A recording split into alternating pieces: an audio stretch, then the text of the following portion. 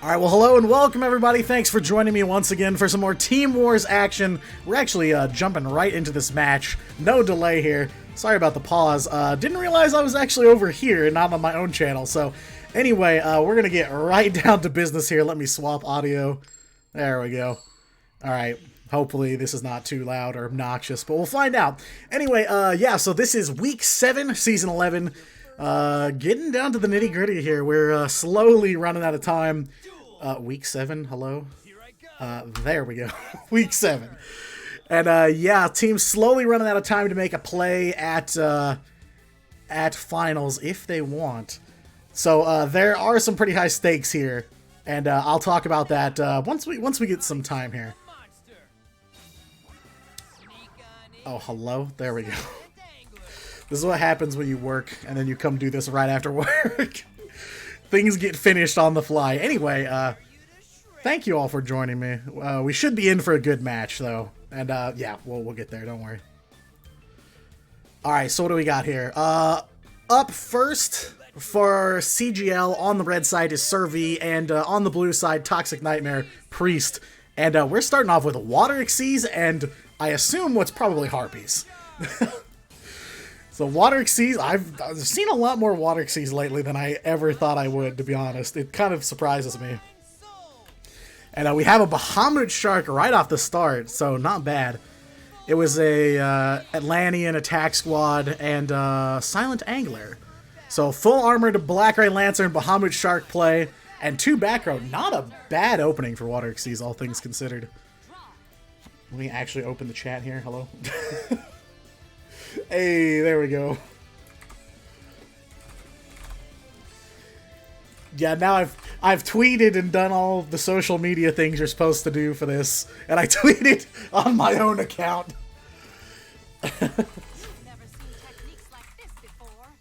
I said, hey, come watch this stream, and I put the wrong link. It happens. Anyway, so yeah, right off the bat, Harpy's Hunting Ground going after that back row, and the classic Harpy Channeler. So they, Survey and Priest both had pretty decent openings here. Ooh, Book of Moon right off the bat, of course. I kind of figured it's nice. Harpy's Hunting Ground right off the bat is really nice, but when you can just activate the cards in response to them being destroyed, you know, what are you gonna do? So, Survey in a rough spot. Channeler left face down from the Book of Moon, and 2 back row. With a full armored and a Bahamut Shark. But Priest only has 1 card, so can he make a play at game? I don't know. Oh, we got a MST in the back row that went unhit. So now Priest is going to attack in the back row and see if he can clear the way here to get in some damage. Oh no, unfortunately the Book of Moon, he hits it. And that forces him to activate it, which, of course, Priest can just flip right back up. So, no harm, no foul from the book. So, just flipping right back up. Not sure what he drew. Some back row would be nice. Oh, wait, the Floodgate Trap Hole, though. Nice. So, had to blow the Book of Moon, but that lets him Floodgate down the full armor. So, Survey will not take damage this turn. We are still 4K to 4K. Okay, I think everything's good here. Oh wait, the chat. Oh no! I'm the worst at my job, I promise. I promise I'm really good at this.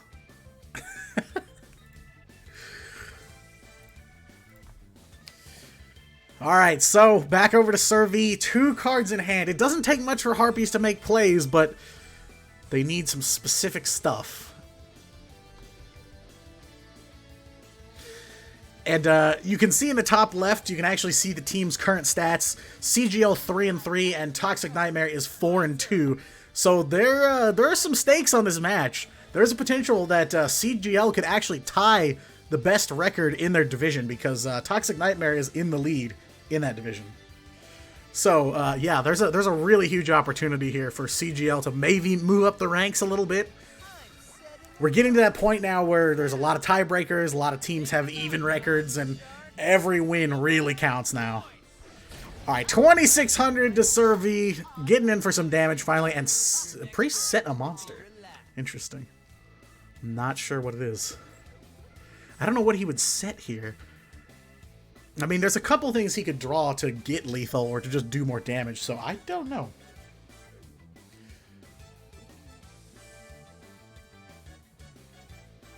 So 3 cards now in Survey's hand. Gotta make a move this turn, obviously. Staring down lethal here in game 1. We got a long way to go, don't worry.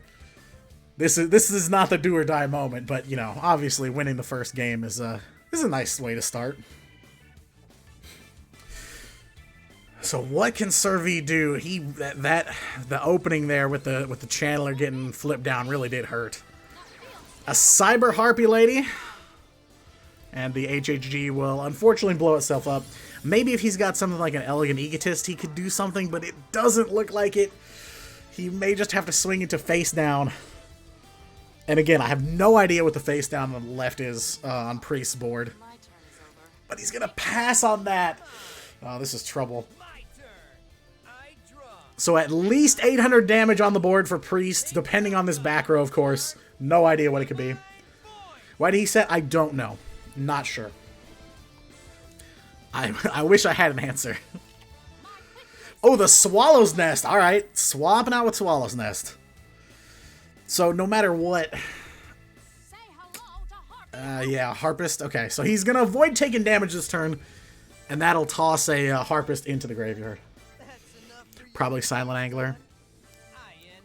What's Silent Angler's attack points? Is it under Bahamut Shark? Ah, yeah, only 800. I was about to say, I couldn't remember if it was 1400 defense or attack. I was like, surely he wouldn't have set the Angler if he had 4000 damage. It could be a Diva. No clue. Or some kind of secret tech I've never seen in Water Xyz before, but I feel like I've seen enough of them to know the deck, almost be able to recite it from memory. Alright, so just a Harpist and a face down. Priest does not take the replay to punch into it. So yeah, we're at a kind of a standstill here. Survey's definitely still alive. And Harpist in the grave, that'll set off its effect at the end of this turn, finally. I think that's what Survey was waiting for. But I think Priest realized there probably wasn't much else he was going to be able to do and just needed to get out of the way. So he will get to add a monster from deck to hand. So yeah, okay. Survey's still alive. You could have fooled me a couple of turns ago because I thought we were staring at the end. That Floodgate really did hurt Priest a lot more than I thought it would. But Floodgate tends to do that. Tends to cause some problems. Alright, Feather Rest, card draw, trying to dig for something here and maybe put some stuff back in deck. Survey's still got that back row that he's been sitting on for a couple turns now. I don't know, if Priest has something to flip a monster face down again, this is not going to be good. Alright, the Perfumer that he searched from the Harpist effect at the end of Priest's turn. Fair enough. Okay. Well... he's got to have something. Okay, I was about to say, he's got to have an Egotist or something. So, Elegant Egotist. We're finally going to get to Cyber Slash. And, yeah, the momentum is shifting a little bit here. Priest had a really, really strong start. Got some quick damage in, but now, oh, the Book of Moon in the back row again. I said it was going to cause some problems. And that's at least 1200 damage that Priest could potentially do on this next turn. So, not quite a game winner, but definitely a good play to shut down Survey's momentum there. Every time he starts to get a couple steps ahead, he gets reined in. Alright, going for the attack with the Bahamut Shark. There is a pause. Book of Moon again. The books are flying everywhere. This is only game 1 of the war. Alright, Bahamut Shark is getting booked down, and now Priest's field is completely flipped over. Definitely not what you want to see with water. But, you know, it's playable still. It's still very playable. Alright, flip him back up, and now Priest is in trouble. No back row, no way to stop what's coming here. So as long as Sir V's got some follow-up to play here. Okay, no, he's going to go for Malevolent Sin. So that tells me he probably doesn't really have any spells or traps to use right now. But Malevolent Sin to start pushing stuff out of the way. And eating through the materials, which, yeah, that's fine. Beef up the big spider. Alright, Malevolent Sin in on his face down, the mystery card, and it is Heavy Infantry. Fair enough. Alright, so V's done. Gonna beef up the spider. And now the stats are a little too big for Priest to deal with at the moment. So for now, Sir V in a pretty solid spot here. Priest has 4 cards, but only 2 spots, or only 1 open spot, excuse me, in his front row. He's gonna set again. Wow. Couple sets in this duel, huh? Alright, back over to Sir V with the huge Malevolent Sin. And now Priest has been put on the defensive, completely flipped this match on its head.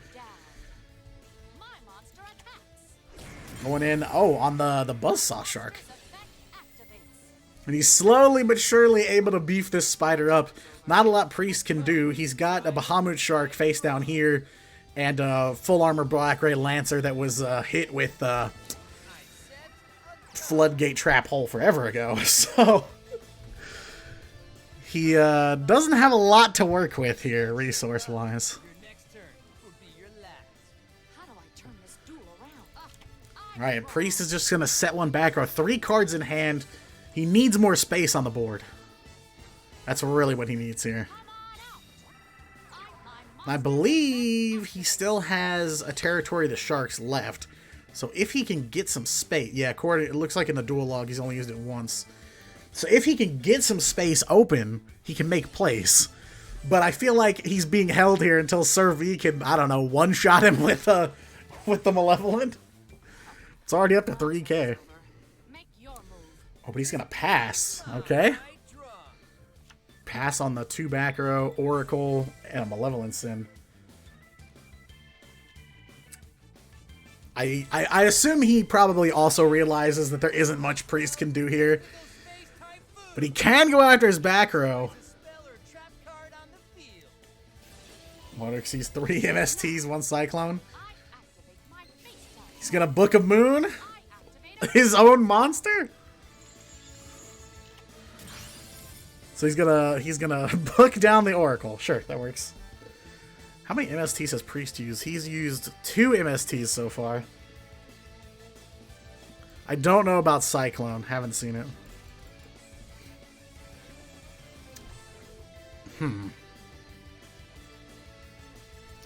I just don't know. I don't know what Priest can do with this. He's just gonna keep setting. Oh, he does have the Cosmic. There we go. Cosmic trying to keep the back row down. Alright, there we go. Flipping the Bahamut Shark back up. Going in after the Oracle. So that's a Bahamut face up. Ripe for the pickings for that big Malevolent Sin. That is a huge dude.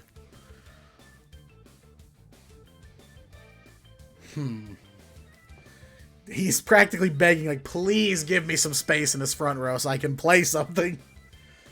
Because that Black Ray has been stuck face down for, God, this is turn 18? It's been a while.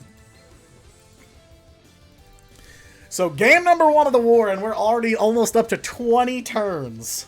If that tells you anything. Alright, Malevolent Sin hitting the Deep Sea Diva. Ouch. We're stuck in this weird kind of loop here. I don't know how to explain it. It's a really weird situation. Like, Malevolent Sin keeps getting bigger.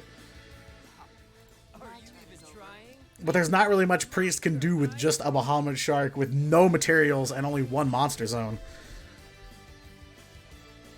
So it's back over to him now, and now we're just drawing cards at this point. Almost 20 turns in, 6 cards left in Sir V's deck, 7 left in Priest's. There are obviously plays that Priest wants to make. I mean, he set Deep Sea Diva. We saw him set Buzzsaw Shark and the Heavy Infantry. Like, these are things he's wanting to use. Wait. Hello? Connection failed? Uh-oh. Not sure. Oh, well, I think that was them. I was about to say, is this us or them? So it looks like we had a connection drop in there.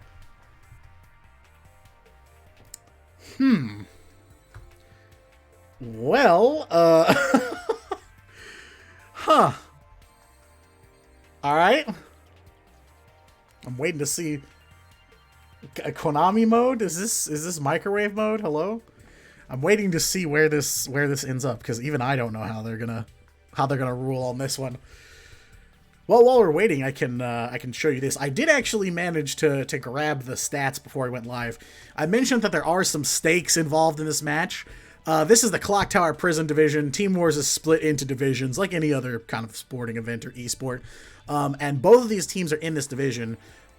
First place right now is Toxic Nightmare. They have the best record in the league, 4-2. And Chaos Game Link is tied with almost every other team in the division at 3-3, which is pretty normal for Team Wars at this stage. So CGL is fighting to basically jump over a lot of these teams. And this isn't completely up to date with the matches that have happened this weekend, because obviously there have been matches on Friday and Saturday as well. But at least for now, yeah, CGL's looking to try and match up with Toxic Nightmare, because if they win, both records will be 4-3. TN will drop one and CGL will go up one. So that's the like I said, the stakes involved in this match. And apparently this has been ongoing this weekend a lot lately, is what I'm seeing from some people in chat. Interesting. Good old microwave powered servers. You gotta love it. Well, and while we're here, these are new still. Well, a few weeks old, I guess, but fancy team rosters, so we can take a look at the players on each board. So okay, we're still waiting. I'm sorry. I'm just reading what's going on to try and figure out what just happened, because even I don't really know. So yeah, CGL's roster. Nice, pretty fancy videos. And also, fun fact, if I remember correctly, of Toxic Nightmare, yeah, Priest is actually the owner. So the owner's stepping up to the plate first to play, leading the charge, I guess you could say. Which is pretty fun, you know. You love to see it. So yeah, if you're just joining us, Game 1 concluded on a disconnect, because Duel Links moment. So I'm waiting to see what the ruling is before we move on here. And Game 1 already, what, 20 turns almost?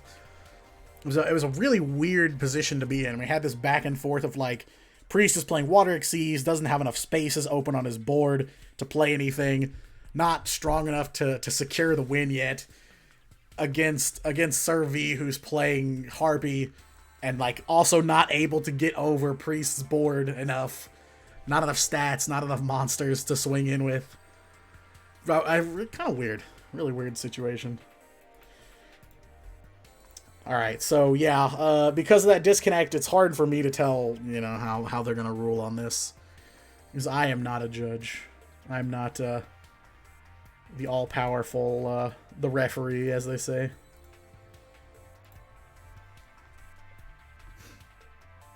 So already, Water Exceeds, which has made kind of a comeback recently.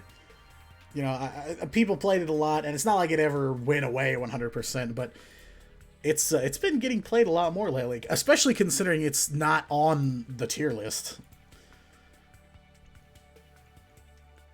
But a lot of wars lately, you've seen Buster has been on the rise, of course. We've seen a lot of Phantom Knights. I'm sure we're going to get some of that.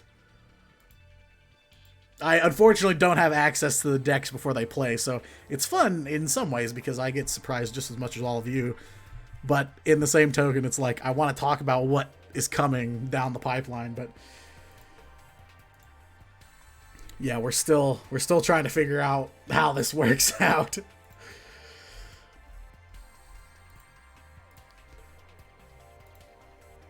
It is disconnects are ruled as it says in game. That's fair. I don't even remember what it said, to be honest. I've just been waiting for the score update in Discord. Because that's what I go off of. Because I don't trust my own math.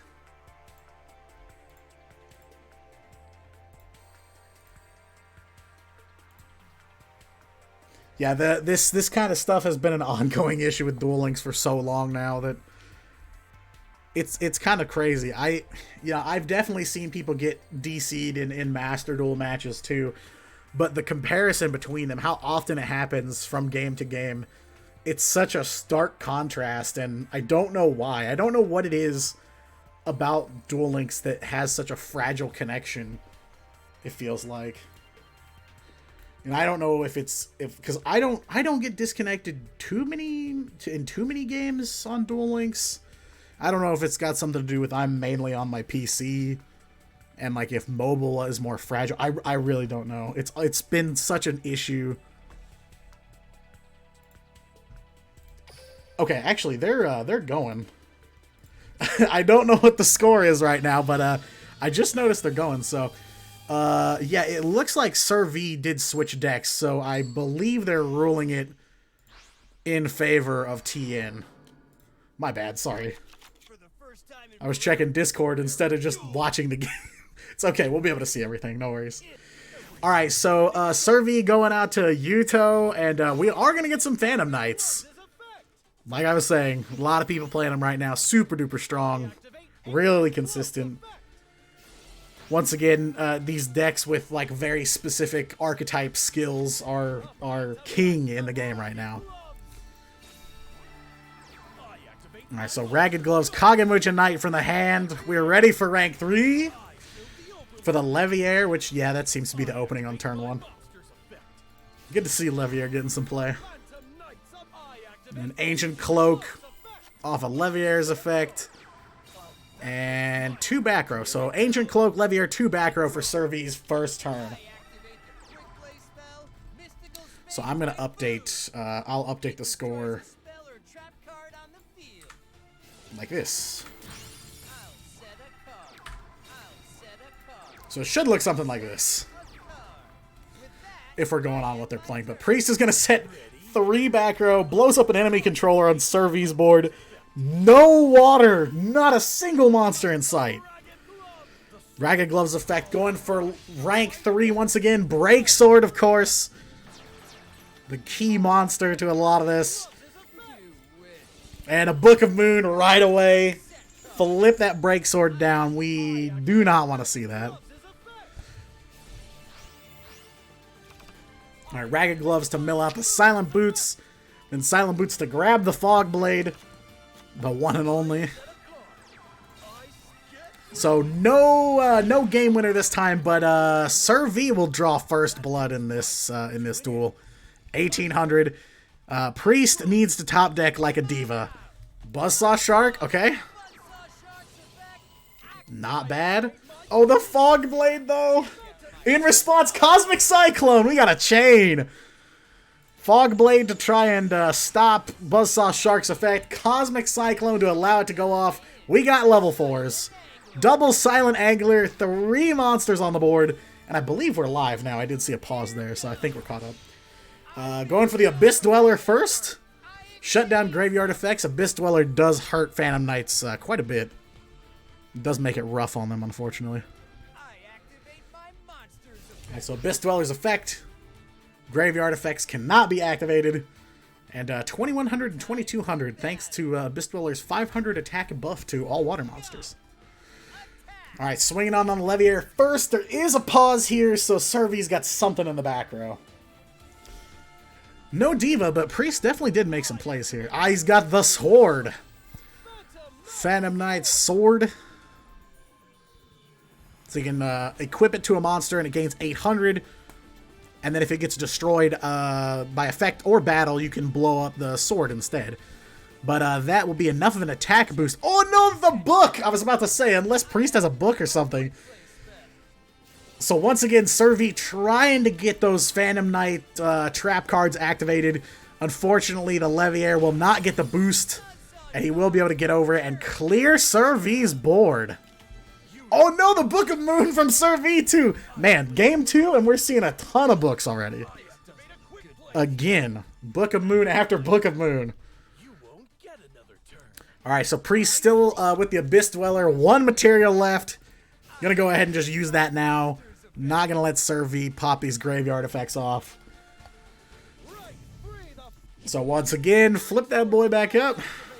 And he'll still be able to use Break Sword's effect.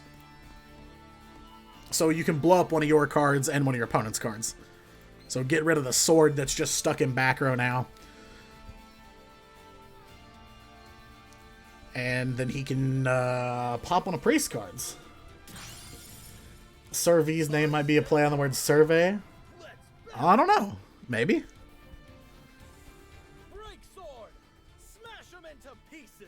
Also, I'm really bad at pronouncing names. Like, so I've picked the worst role for myself in this community because I'm like, hey, I'm gonna host these matches, and I'm like, oh wait, people choose crazy names for competitive gaming, so you know, mispronunciation is hard.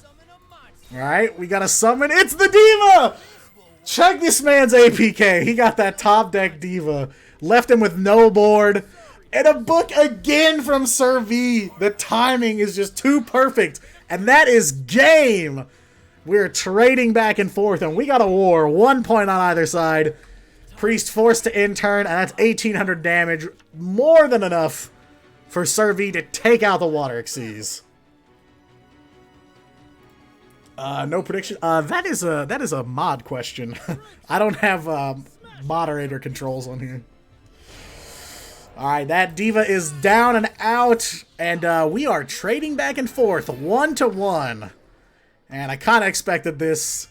Records are pretty similar. Both teams are experienced. So we do have a war on our hands. This is no 10-0. The 10-0 dream is dead. Though if you look at Team Wars results all throughout this week, you will find a lot of 10-9s. So I'm curious if that's going to continue. Alright, now we got Yuto versus Yuto. So we're going to get the Phantom Knights mirror match, perhaps? Alright, so Survey is on the play this time. Hey, nice Gengar, Matt.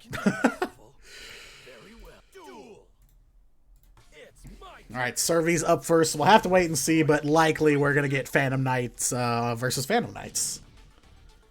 Which Phantom Knights are the more superior? And of course, now they've both lost once, and as you know how Team Wars works, everybody gets 2 decks. If you lose with both of them, you're out. So the loser of this duel is out of the war. So we are getting our first elimination of the war in this match right now. Alright, Ancient Cloak to grab Silent Boots. Probably going to see something pretty similar to what we saw Survey open with last time. Leviair, back row, etc. It's pretty much what they go for going first, is what I've noticed. Alright, overlay to level 3, or rank 3. With the gloves and the boots. So Leviair once again, use Leviair's effect to special summon back your cloak. The Phantom Knights of Ancient Cloak. I activate Ancient Cloak's effect. Okay, and then move Ancient Cloak to defense. It gains 800 attack and defense if you activate it. So, and then boots for the Fog Blade already. So we've already got it good to go. At least 1 back row too. So almost exactly the same opening. Ooh, there we go. Pretty much the same board from turn 1 last time with Survey. Leviair, Cloak, 2 back row. And I guarantee you one of them is Fog Blade, so Priest is going to have to play under Fog Blade, at least.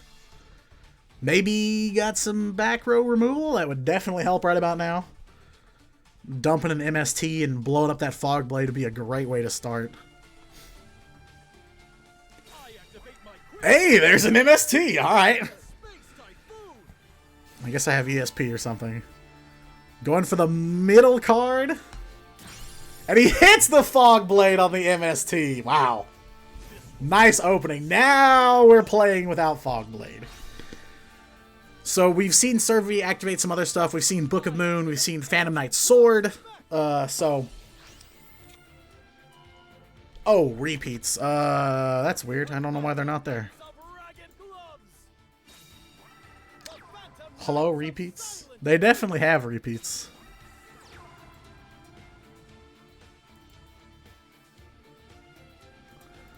There we go. Sorry about that. Thank you. Alright, so it is the PK mirror match. And like I said, Survey's activated some stuff too. We've seen the sword, obviously.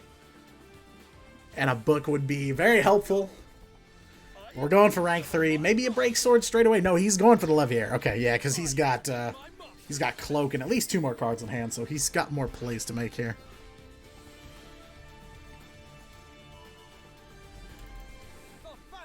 Alright, Ancient Cloak is coming back, of course. Boots' effect to grab Fog Blade. Pretty similar board here, huh? Then Ancient Cloak down into defense. And we know Priest at least has the Fog Blade.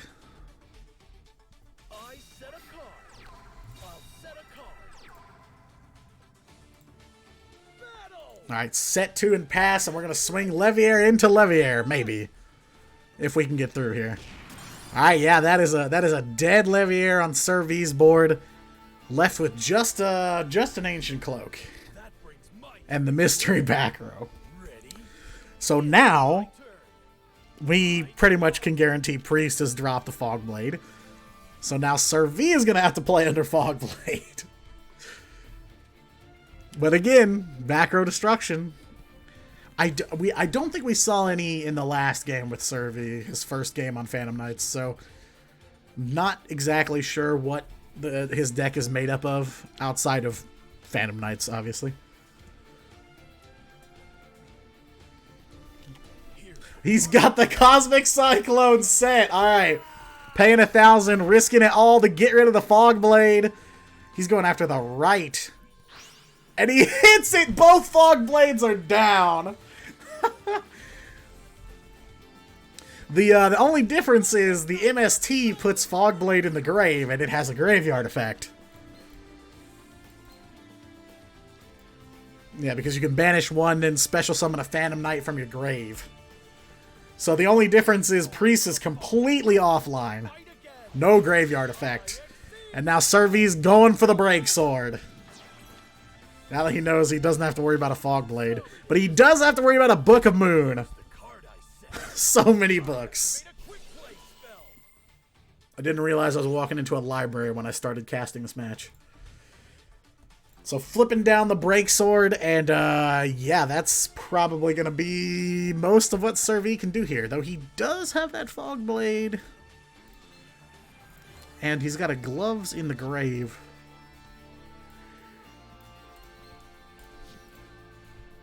I just don't know if he's got anything else he can do with it if he does use it now. No, he's going to set one, and that will be the turn. So now Priest has got to find a way to get in there for some damage. This Break Sword's... oh, it's only 1,000 defense, so hey. We're definitely going to get to see some damage this turn. Alright, Silent Boots. We got level 3s ready to go.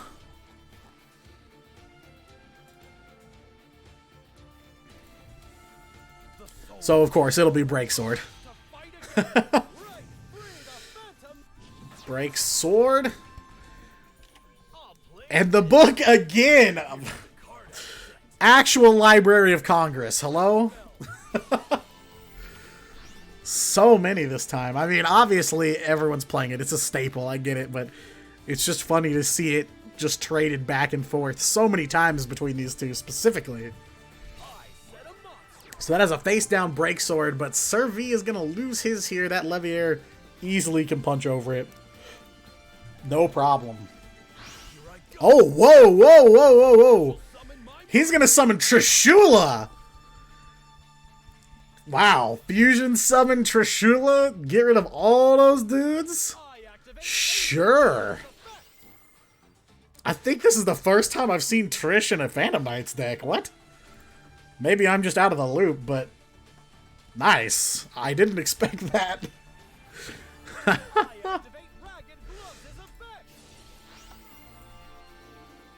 Huh. Alright, Ragged Gloves to toss the Phantom Knight's sword into the grave, which also has a graveyard effect. Pretty much the same as Fog Blades. Special summon a Phantom Knight's monster. It goes to banish instead of grave. So still going here. Priest is going to make some plays. He's going to summon back his Silent Boots. What does he have in his hand? Does he have another way to make another monster? Oh yeah, he does. He's got Silent Boots. We're going to see another rank 3. Wow, Priest had a ton of resources here. Makes the Break Sword. And I assume we're going to go for a rank 4. And that may be game. Break Sword to activate. I'm assuming he's not going to blow up his own Trish. He's going to use Break Sword, which will allow him to summon back 2 of his Phantom Knight monsters. Make him level 4. Overlay to rank 4. Game. Priest has got it. The Trishula was a heck of a play. The Trishula into a rank 4 off of Break Sword. Oh, wait. Break Sword effect, yeah? If it's the... Oh, he could use it too! I didn't even think about that! Oh my god. So, Sir V's Break Sword. Target 2 Phantom Knight monsters with the same level. Special summon them, increase their levels by 1. So they can both use this effect. Oh, man. It's not over yet. What else has Priest got up his sleeves? So, Silent Boots, going to rank 4. It is not over yet.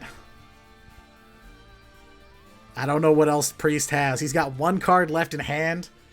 There's no way he's got something else here. Dark Rebellion Xyz Dragon. Okay, bet. We might be gaining a little bit of attack. Not much, won't make much of a difference, but hey, you know. Alright, we're going for it. Swinging in. Gonna clear the board here.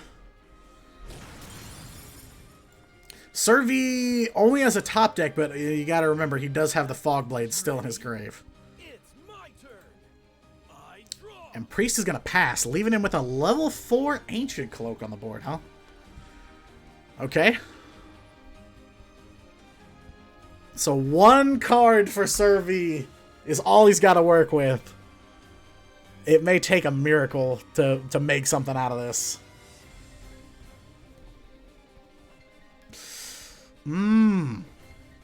Alright, Fog Blade gonna activate.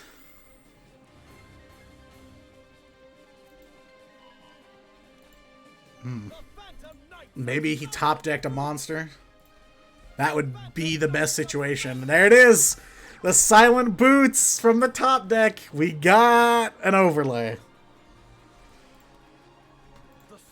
Alright, going into another Break Sword here. This is not good. Break Sword's effect, of course. And he's going to blow himself up, so he's going to have 3 level 4s on the board. Dark Rebellion Xyz Dragon in the grave now. And then Break Sword is going off, so all level 4s across Sir V's board. Plenty of room to make some plays here. Double Silent Boots. Alright, what are we making? Are we going to make Dark Rebellion Xyz Dragon? No, Malevolent Sin. Alright, he's going to make Malevolent Sin, activate it to push Trishula out of the way for this turn. Can he make game here? He's got 2,400. Oh, he's got a Ragged Gloves in the grave! Send a Phantom Knights card from deck to graveyard. He can send a sword. Sends the sword. Okay. Alright, he sends the sword and that's it. He's going to get in for 2,400. I'm kind of surprised. Oh, he doesn't have the point. Oh, no! You're kidding me. You're kidding me. Oh, my God. Right as he's turning it around, it's a disconnect again? Oh, no. Duel Links, please. I can't tell if it's a surrender or a disconnect. I'm pretty sure it's just a disconnect. Either way, that is game. Toxic Nightmare wins it. Priest is still alive, and Servi is out of the war. Right as he started to turn it around, an absolute heartbreaker. And according to the rules, they rule it as it comes up on the victory screen in Duel Links, so that is a win for Priest. Check PayPal. Oh no. Oh my God, he had that. I unfortunately, I don't make the rulings. I'm just here to host the match. I am not the ref. You absolutely hate to see it. This is the kind of stuff you don't want. Because you don't want to get into a situation where you're 9-9 and you lose a match and you say, dang, the 2 disconnects we had actually killed us here. So far, both of the losses that CGL have taken have been on disconnect. Ugh. Back in the day, they had rulings for clear lethal on board.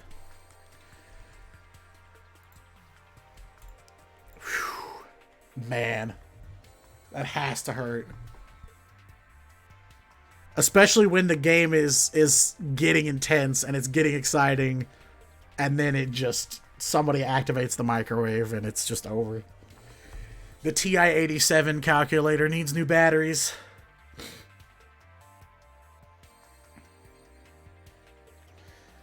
Oh God, Desperado.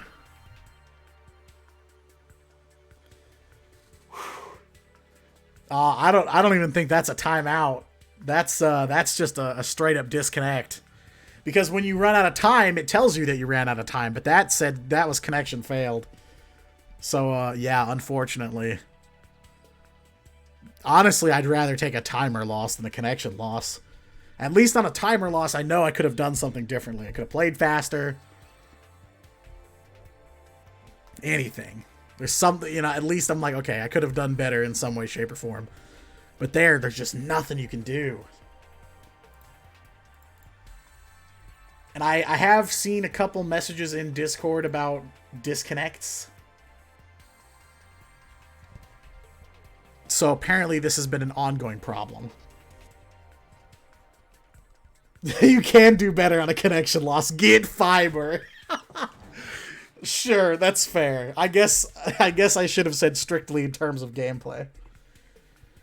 Live spectate always says connection failed. It does, but there'd be no reason for Servi to surrender. He pretty much had game. Or was insanely close. Maybe he needed one more turn, I guess. Can I check the replay? Probably not, because they're probably going to be ready for the next, replay would show time loss. Oh, yeah, oh, well, now I'm getting kicked out of Duel Links. Great.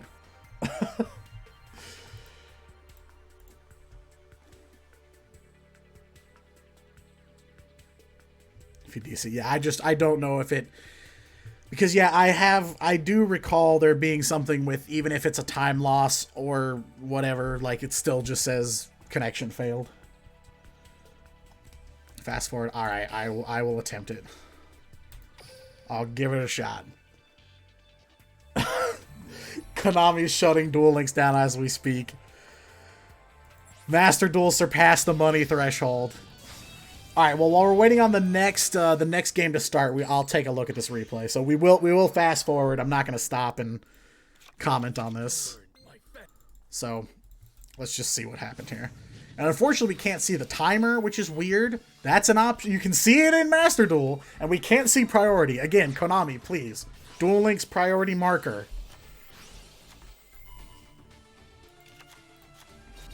Alright, sorry. We'll get through this quick here. It wasn't super long with sped up.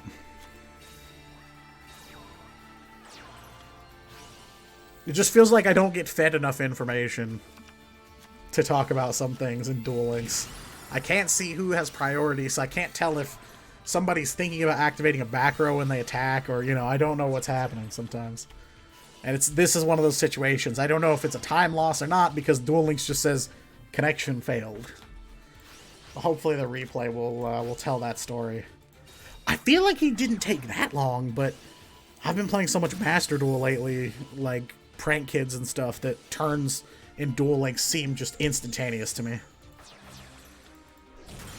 Okay, so here was the point when Servi was turning around here. Break Sword activates, resummon, go to level 4, Malevolent, Ragged Glove sends the sword, game ends. Time limit, it was the timer! What? Actually insane, I can't believe that. Alright, and we actually are into the next game. Dark Ragno coming up next for CGL. So yes, it was a time limit loss. He ran out of time. I'm just so used to Master Duel timer being insanely long that, like, it just didn't feel like it. So unfortunately, yeah, the time ran out. And that was that. Alright, so Dark Ragno up with the Ritual Beast. Been seeing a lot of these lately, too. Alright, Ritual Beast goes into the ulti, Pedal Fin, and passes. Alright, pretty standard stuff so far here. Ragged Gloves, Ancient Cloak in the Grave, grab the Ragged Gloves. Man, Ritual Beasts are always tough. They require large brain, and I have smooth stone brain. So I can't even pilot them, let alone really give you the explanation you deserve. Basically, Winda. Alright, so let's see where we're at here. We're on Ragged Gloves and Silent Boots. Gonna have to deal with that Pedal Fin.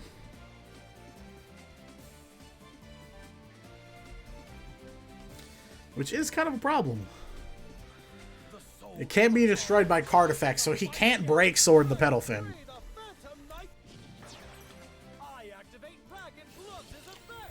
Oh, he's gonna floodgate down. Ragno's gonna floodgate down the Break Sword. Priest trying to activate it to get something going here. We can expect time limit again. Duel Links is getting more complicated. Turns are taking a little longer, so I am curious if there's any intention to increase the timer or not. No idea. Alright, so he will activate Pedal Fin and summon back his beasts. Or the tamers, at least. Priest ended on the triple back row, though. That's kind of wild. And he may need it to get through these Ritual Beasts, because, whoo boy. This gets pretty messy. Alright, summon back... Or no, sorry, summon the Ulti Cannonhawk. I'll say that's an attack mode. That ain't Pedal Fin. Oh, and Priest is gonna floodgate down the Cannonhawk, or attempt to, but he can't get away with that because Cannonhawk will just shoot itself right back to the extra deck. This is the hardest part of dealing with Ritual Beasts. You are not dealing with a typical archetype here. They have so much float. Just bounce out of play if you want. Like, I don't really want you to play that card, so I'll just fizzle it. I'll give you no target left. So unfortunately loses the Floodgate Trap Hole. And Ragno's back with Winda and the Elder once again. Floodgate the Big Chicken? Ain't no way. Can't get away with that. I miss being able to Papega Trio Ritual Beasts. Whew, boy. Invoked, man. They, I think they came a little too early to Duel Links. Alright, Fuse again. Get the big bird back. Large chicken man. Floodgate again? Attempting again? This time gonna get away with it. Because he can only do that once per turn. He had to weigh whether or not Priest had 2 floodgates. He took the gamble and lost on it. And now that is an Ulti Canhawk flip down. The triple back row. That, whew. Not even Ritual Beast can get through that. Ooh, he does have the ambush, though. So he's going to get a summon them back anyway. Why did he fuse into that? I don't know. Not sure. And now he's going to get a fuse even more. But playing Ritual Beast does weird things to your brain, but also playing against Ritual Beast does weird things to it too. Like, I see even really smart players who are like, I'm just going to punch the window a bunch. And I'm like, Alright, Petalfin is back once again. The return tour. But that's it. Petalfin in the back row.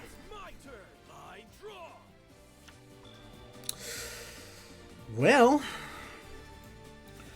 lots of floodgate trap holes this duel. We're placing the Book of Moons. We've seen 3 floodgates activated. So unfortunately, Break Sword is floodgated down, and so is that Ulti Canhawk in the middle over there. Alright, we got an Ancient Cloak.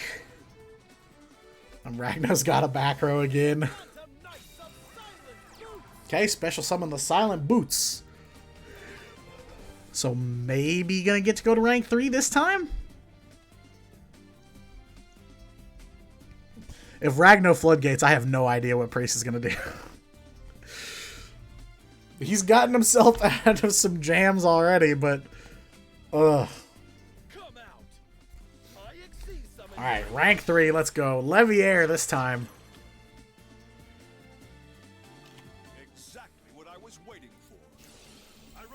Oh my god, the book! It's back! Everything has been face down in this war so far, man. Hardly any monsters getting played. Alright, Book of Moon pretty much ends Priest's turn right away. And of course, Petalfin going back to the extra deck to resummon.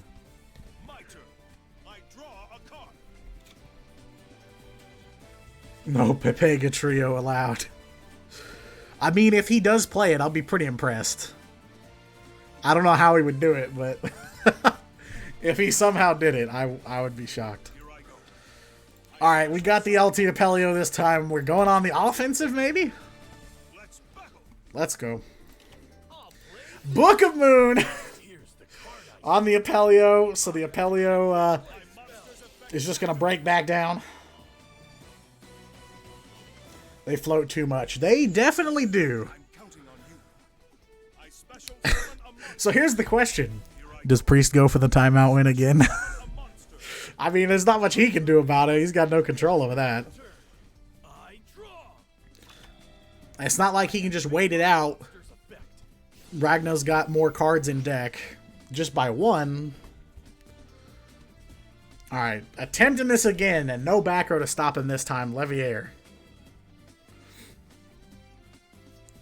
But unfortunately, he's back in this situation again. He's stuck with a monster face down that he can't do anything with, and it hurts his board.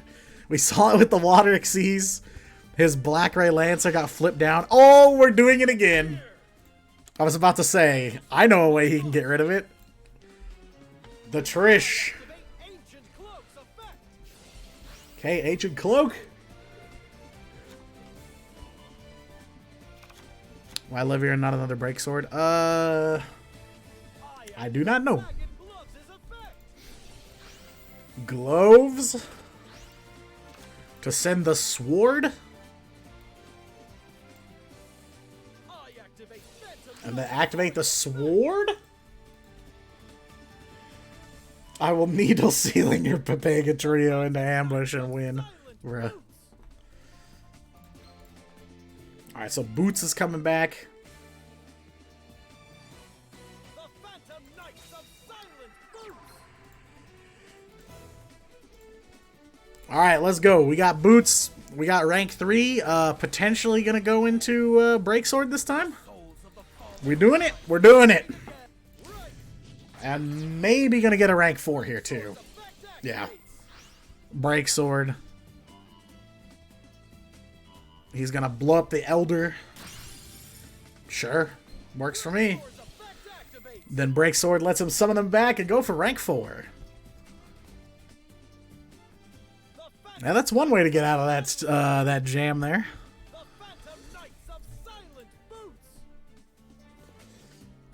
So Boots are back. We're ready for rank 4. Maybe a Malevolent Sin. Yeah. Yeah. Yeah. That makes sense to me. Oh, we got Boots too. Nice. Grab that Fog Blade. He hadn't gotten it yet. So now we got a Fog Blade and an extra back row too. Wow, nice turn, Priest. Oh, but he's gonna pass on that. He passed on that? Was that intentional or no? Alright, back over to Ragno. Winda and Ulti Canahawk. Floodgated down. He's got the Dolphin. Banish Ritual Beast from hand and then return one card your opponent controls. He's gonna obviously go for the Trish. He's gonna respond with the Fog Blade. So negate the Petalfin.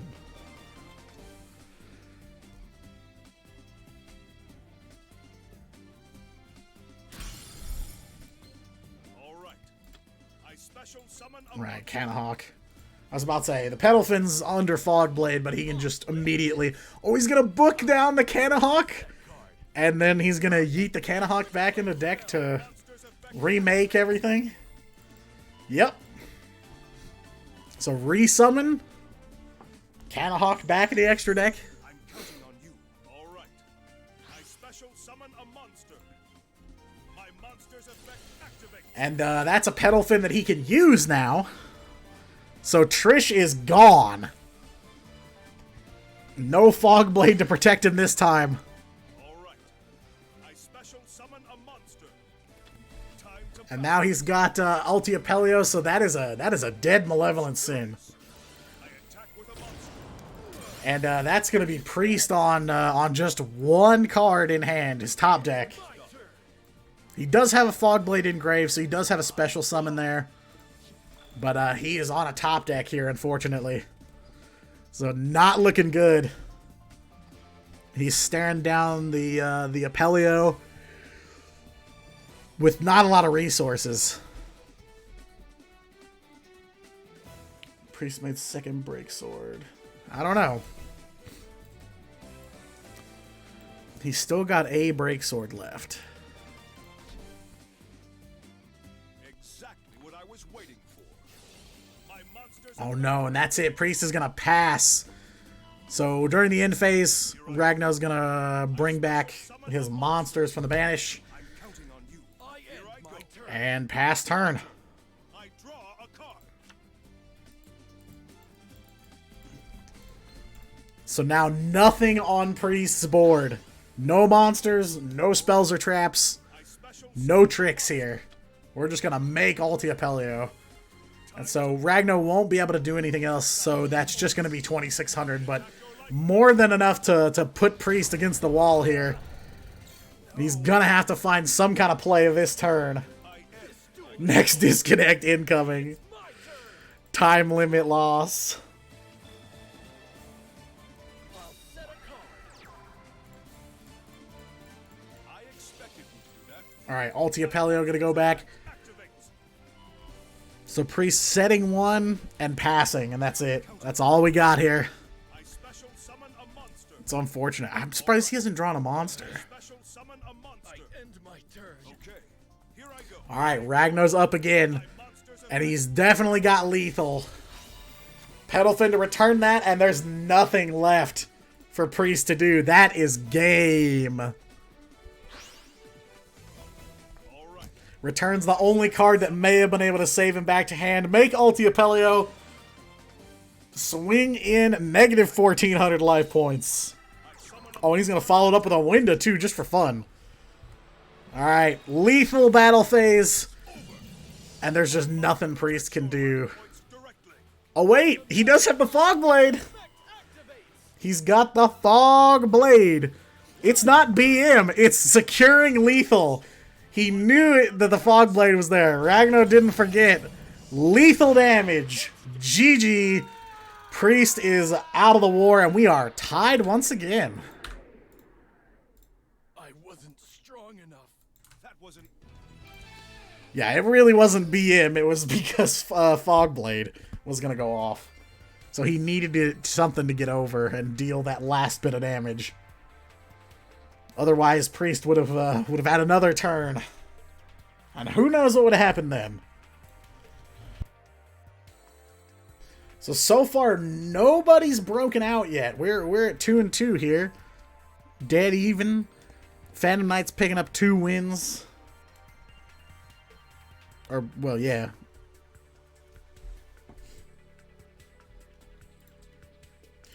So, who is next for Toxic Nightmare?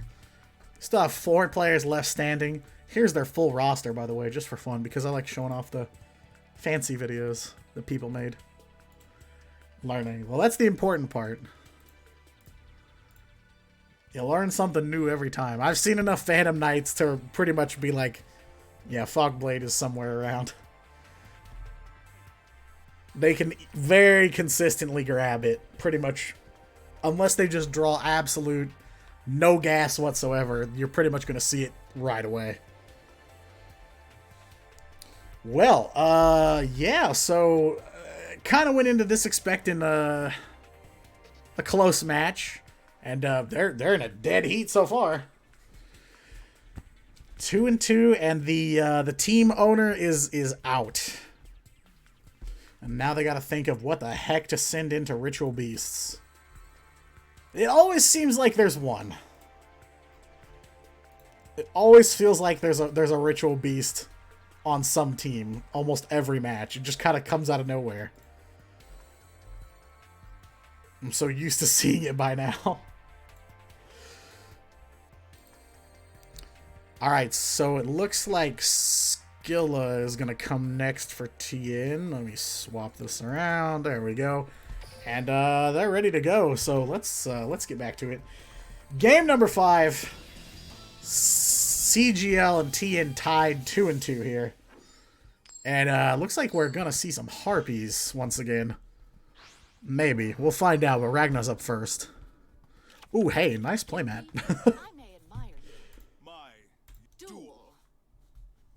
Alright. Ragnar's on the play with the Ritual Beast this time. Tamer Elder. And I'm assuming... Oh, Canhawk. I was thinking Window.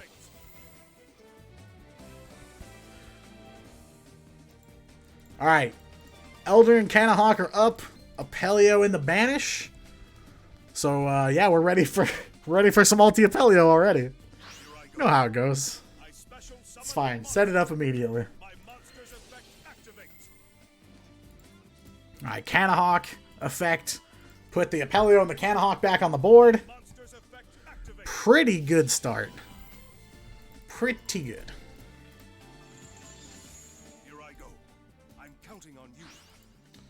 So Apelio to the grave, these two onto the board. And Ritual Beast return. Seems good to me. So banish one from hand. And special summon in banish or grave. So he's going to banish the Winda, which is no problem at all for this deck. And then summon the Apelio. We got plays. We got huge brain plays here. Petalfin banished as well. Look at this. Apelio, Canahawk, Petalfin, Elder, Winda. All out of the deck already. That is quite a hefty board over there, my dude. I just felt it was important to say. And then Canahawk. Oh my lord. This is an opening. My monster's effect activates. So Canahawk's going back, and he targeted Winda and Petalfin. Counting on you. All right. I special So summon a Dolphin. monster.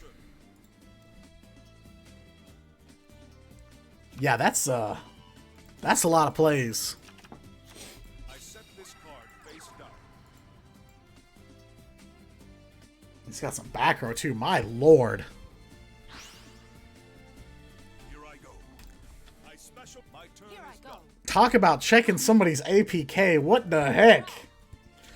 Alright, Skilla is on the play. First time in the war. Let's go. Harpies. Let's see the plays. And definitely gonna need to make some here. Wait, this is Germany versus Italy? Tien is from Germany, CGL's Italy. Really? Dang. The real World War III. Okay, maybe not. Jesus. I don't know what's wrong with me. I'm sorry. Come on out. Battle of Nations, though. Okay. So we got the Channeler. We've done that. We did it. We did it, Reddit. Floodgate immediately. What is this hand, Ragno? Chill. My trap activates. He literally said, I'm gonna set up all the ingredients, and then I'm just gonna smack you in the face for fun. Like, what? Exactly what I was. Holy cow. My monster's effect. Now's my chance. Ritual Beast Gods? What is happening here? Oh my lord. Here I go. Here I go. And then just summon him back. Oh my god. Whew. Alright. Winda, Petalfin, Apelio. My monster. And 2 cards still in hand. No Harpy big plays. Oh, and the Lara too, just for fun. To go after the back row. Well, use it or lose it, as I said. Oh, no. Alright, we're losing it. It's going back to hand. I can't believe this, man. What an opening. All right. And it's just going to keep going. A monster. Alright, Canahawk. The ultimate version, the big boy version, is back.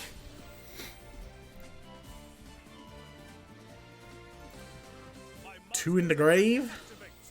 And then yeet himself back to the deck to summon back 2 more. Oh my. Here I go. Okay. Special. All right. So we got the Elder and the Dolphin back. To add Winda to hand? Oh my lord. My monster. This Spider Pelio. I believe so. Yeah, I think that's where we're headed here. I've been Ooh, the Karma cut though. Skilla with that Karma? face down card. Hello. My trap activates. And it's gonna banish it. I don't know how much that really helps. It's like, yeah, go ahead, put it in the banish pile, or as I like to call the opportunity pile. Discards the Cyber Harpy Lady. Whoo! And then banishes the Elder. And now that leaves Skilla with just a face now. Book of Moon, bro, come on! Oh my god, Ragnar has had all the answers. Why can't I hold all these answers? Oh my god. Saving himself from the Karma cut. So the Elder survives and can be used. Summon a monster. My monster. Back to Canahawk. Yeah, we're slowly approaching the Spider Ulti Apelio meme. Or Spider Apelio. Effect activates. That's what I said. There's just a very roundabout way of doing it. It takes some very specific steps. I'm counting on you. It's one of those kind of decks. Special summon a monster. Okay? Ambush in hand just for fun. Why not? Just keep going. Keep drawing everything, Ragno. Oh my god, dude. Monster's effect Man's is cracked right now. I can't believe it. Like, I've seen some really strong Ritual Beast plays. This is, like, top. Alright, Xyz, Malevolent Sin, there you go. There's your Spider Lion combo. Yeet that out of the way. Absolutely nothing Skilla can do. The OTK. The entire jungle being sent after this man. Spiders, lions, everything else. And Skilla is dropping the first game in this, his first game in this war. CGL taking the lead, 3-2. So 5 games in. We're an hour into this war, by the way. 5 duels in, hour into the war. Dude, this is gonna be a long one. This is gonna be a long one. Alright, so, wow, no delay on that. We're just going straight back into it. And, it looks like CGL is gonna, or, hold on. Wait, sorry. One sec. Yeah, sorry. TN is gonna repeat. I don't know what I'm talking about. Ignore me. So, one more time with Harpies. It's my turn. RB sweep. I mean, we're headed that way. Ragno's 2-0 already. He's got 2 wins. Oh no, the T-pose! That is ripe for Harpies to take advantage of. This is not good. This not it, Chief.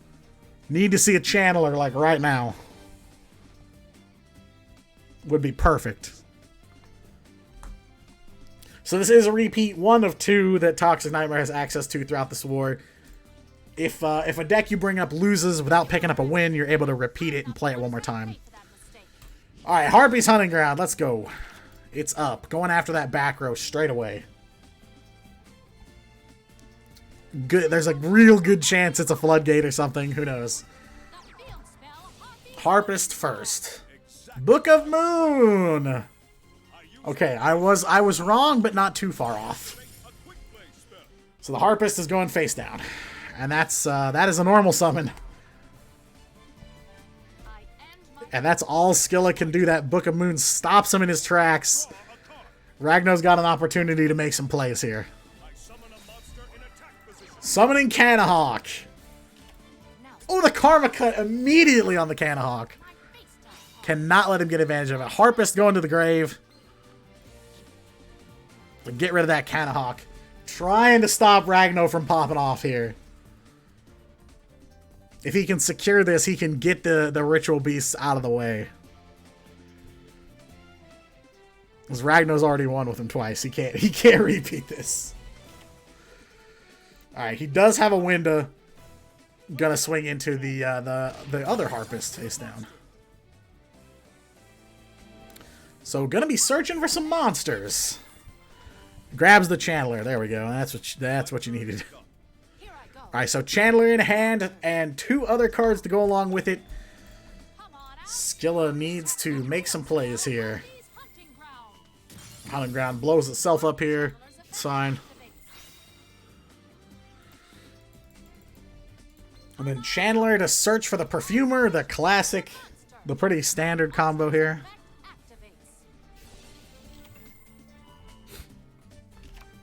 Adds the Feather Rest, so then we're gonna go for the Cyber Harpy, or Cyber Slash. And then the card draw.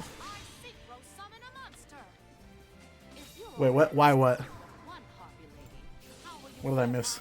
Oh, and an Elegant Egotist too. Nice. Already had the Egotist ready to go, so does get to blow up the window. Or put it back in hand, I'm sorry, not blow up. Which is the best way to handle window. And, yeah, that may be a win for Skilla, unless Ragno's got some kind of wild hand trap that we haven't seen yet. Not super likely. But, Skilla clearing the way to, get the revenge against the Ritual Beasts. And, yeah, that's it. Connection failed, but, pretty sure that's just a surrender. So, real quick, right back up there, Toxic Nightmare tying it up once again, 3-3. Harpies defeat Ritual Beasts. So now we will finally get to see what else Ragno has here. Yeah, this is gonna be a back and forth for sure. Kind of expect a slugfest like this with records so close, and you know, we're getting down to that point where you gotta do what you can. Alright. Ragno's back at the table. Spectate. We are ready to go. So 6 games down. Game number 7, and it looks like Ragno's going for Water Exceeds. So second time Water Exceeds has appeared in this war. Okay. You think you Duel this duel. Alright. And Harpy's on the play this time. my turn. So Skilla's got a chance to set himself up here to stop Ragnar right away and maybe put Tien back in the lead. Because if he's got enough to put a couple things back in Ragnar's hand, it's not going to be pretty.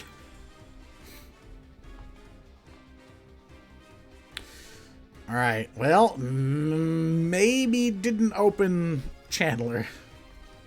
Might be a problem here. Because I would have expected just immediately to dump it on the board. Oh, to Harpy. Harpist. He's got that Harpist a lot. You're already struggling with one Harpy. Okay, Elegant Egotist for the Cyber Harpy Lady. My quick play spell. Oh, and a Swallow's Nest too, huh? Interesting opening hand. Not, I mean, playable, but not ideal at all. Come on out. I special summon a monster. Okay, Perfumer. Monster's effect activates. And he does go for the Feather Rest. I was going to say, maybe he's going to go for Feather Rest or something else. I assumed if he didn't go for it, he probably already had it. Because he really does want to find some things that he can activate on Ragnar's turn for the Cyber Slash effect. From my hand. Okay, Feather Rest, draw 2. He's got to dig for something to shut down those Water Exceeds, like, almost immediately. He's got 3 cards in hand. Surely he's got something in there he can set face down. Yeah. Okay. Alright, 2 face downs. So now Ragnar's got to find a way to make plays under the Cyber Slash, which is tough. It can be hard for Water Exceeds. If he has a Diva... Okay, he's got a Buzzsaw Shark. And it also depends on what Skilla's got in the back row, too.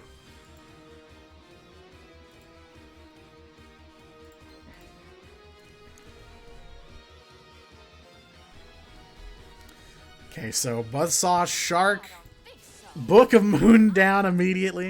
Face down card. I activate a quick play spell. And then maybe a Cyber Slash to follow that up. 'Cause that is Ragnar's normal summon. From my hand. Oh, he had the Lance! Forbidden Lance!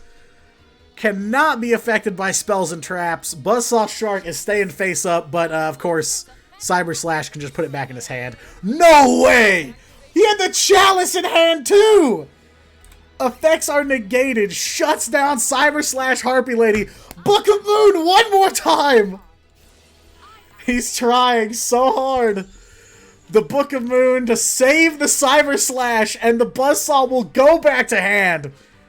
I end my turn. A crazy chain that left Skilla with all of the advantage. Ragnar has nothing on board. Cyber Slash face up. He just needs one monster, and Harpy Harpist will do it.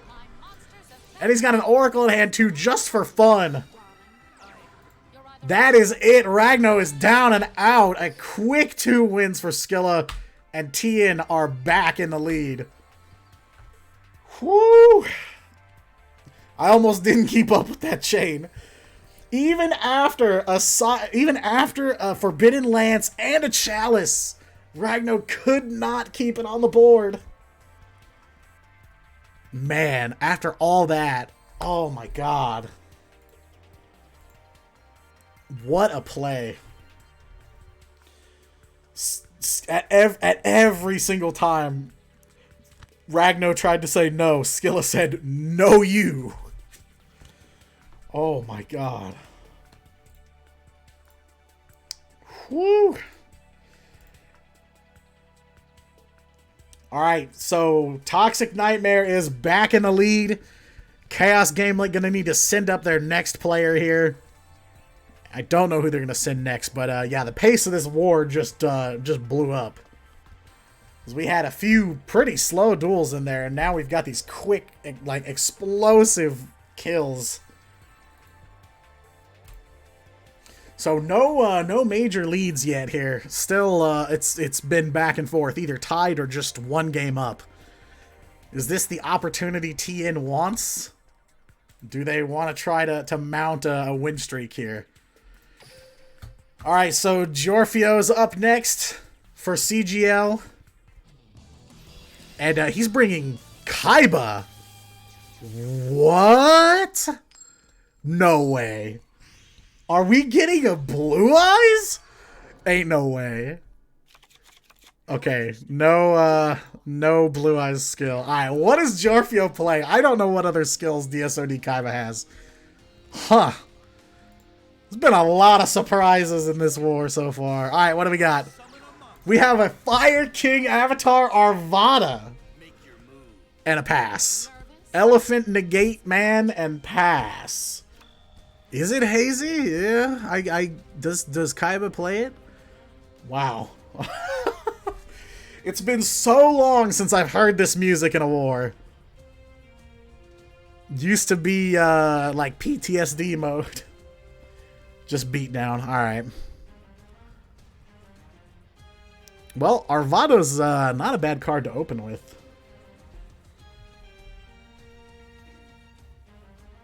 He's got a nice built-in negate for monster effects, which Skilla uses plenty of them. So this it's gonna be a problem.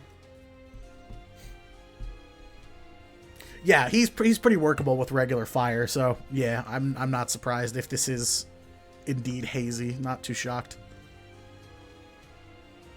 Whew, man. The true tier 0 deck.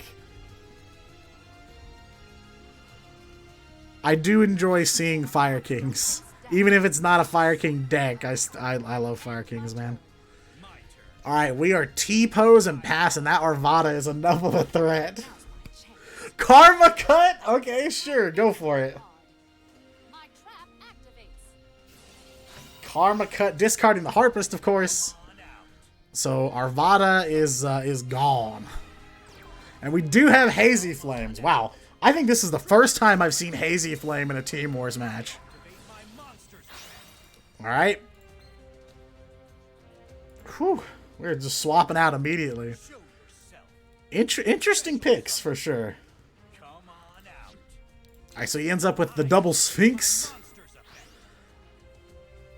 Send the top card. He chose Monster, so he discards the Periton. And then he gets the Cerberus. Boy! Oh my god, beat down! That is it! Hazy Flame? Hazy Flame, dude! Oh my god! Skilla is down! Immediately just... I looked away for like 2 seconds, dude. What happened? Oh my god.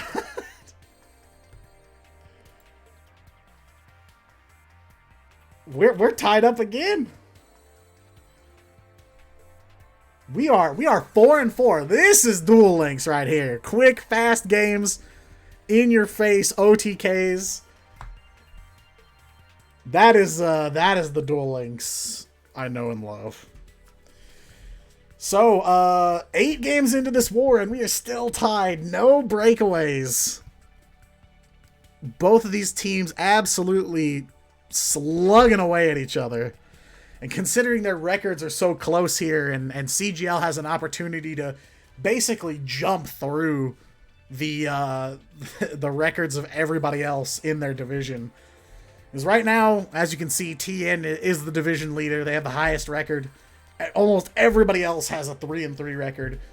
Not accounting for the games that have been played this weekend. This is not updated right now.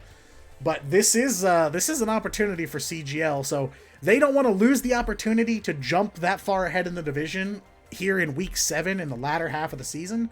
And obviously TN doesn't want to start dropping to tiebreakers either. Now, fortunately for them, even if TN loses this, their round differential won't be completely just devastated. I mean, it's not a 10-0. That would just absolutely demolish them.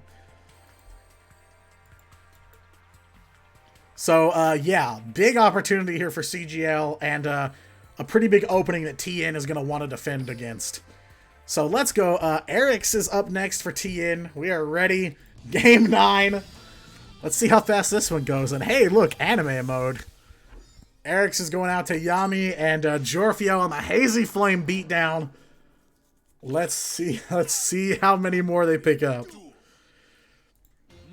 Alright, Jorfio on the play once again. He fooled me last game. He said, here's my Arvada and pass. And I'm like, okay, Arvada pass isn't the worst. Cerberus pass. Can't target card effects. When it's destroyed and sent to the grave, add a Hazy card from deck to hand. So he's got a Searcher on the board already. Seems good. Alright, what do we got? We got Busters! Buster Blader versus Hazy Flame. Not at all a matchup I thought I would see. Alright, so we do have a Buster Whelp, of course. This deck really got to watch out for that back row. It is destructive and it is persistent. So, Eric's already has a Destruction Sword Memories in hand, at least one. Plenty of ways to fuse. Gonna go for that Buster Dragon, Dragon Destroyer Swordsman combo. Of course, that's like their ultimate goal here. Is to stop you from activating your monster's effects, turn them all into dragons, turn them all sideways, and then swing in with huge piercing battle damage. So we've got two real big, like, Unga Bunga decks here. Like, this is not your average chemistry class. This is just fighting each other in the cafeteria. That was a weird analogy. Alright. Let's go. Buster Whelp and 3 back row. Unga Bunga, yes. Alright, Tribute Summon into the Hazy Flame Periton. Hazy Flame art's pretty cool, too. Just take a bunch of, like, mythical creatures and dip them in lava.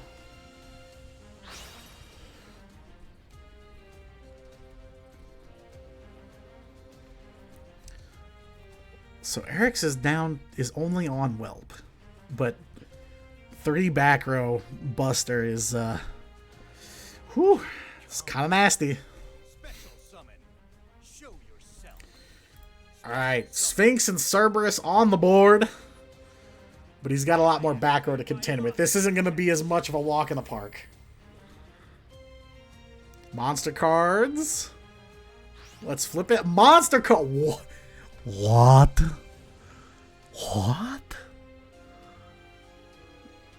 Agnumazid? Agnumazid. I don't know how to pronounce it. Whatever. Anyway, beatdown. This is Unga Bunga. Alright. This is technically lethal. But Eric's with the triple back row. He's got to have options to defend himself. Book of Moon. Oh, he's going to book down the Whelp. Defend himself from damage here. And he's going to pass. Whelp in the grave and a Book of Moon to keep him alive.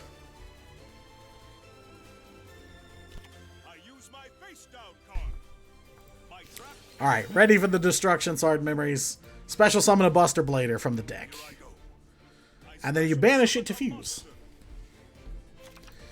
Alright, so Destruction Swords Master is up. Man. True King Agnumazid. Agnumazid. I don't know. Yu-Gi-Oh cards are too hard to pronounce these days. I'm terrible at it. Alright, swinging in with the Destruction Swords Master. And he will get to equip that Sphinx, too, just for fun. Which, yeah, that can really hurt. Wait, Beast Warrior, Beast. He's got a lot of beasts. Now's the time. Alright, hey, there's the Dragon Destroyer Swordsman. I was about to say, are we going to see it? Alright, so another 800 to Jorfio, leaving him with the Cerberus. But he will get to add a Hazy card. So he does get some mileage out of the monster. Kind of have to give that to him, I guess. And he's going to take the Periton. Alright, well. That was productive. Got 2 big monsters out. Need the Agni to banish Welt, Prey Buster. Huh. Agni effect. If in your hand, destroy 2 monsters in your hand or face up on field. Special summon. You can banish 1 monster from your opponent's field or graveyard if they're both fire. Huh.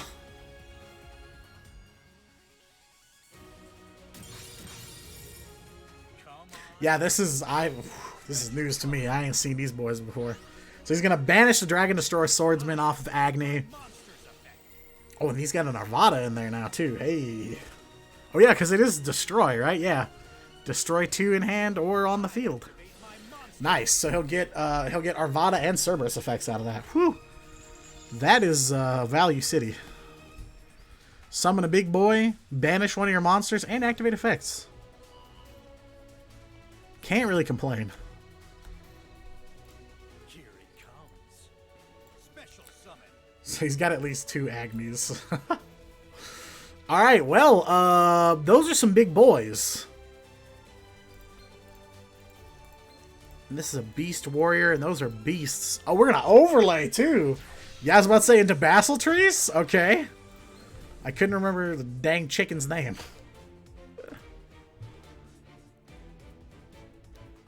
That you can detach one to banish? Sure. Oh, he's got the Canadia. Okay, he's gonna flip that down. Cannot let that happen.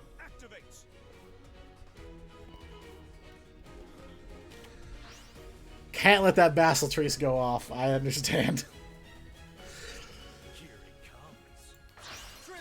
Oh my god, he's just gonna hard tribute it. He's saying, nah. Nah, I'm a summon anyway. Uses the Basil Trees to summon Sphinx.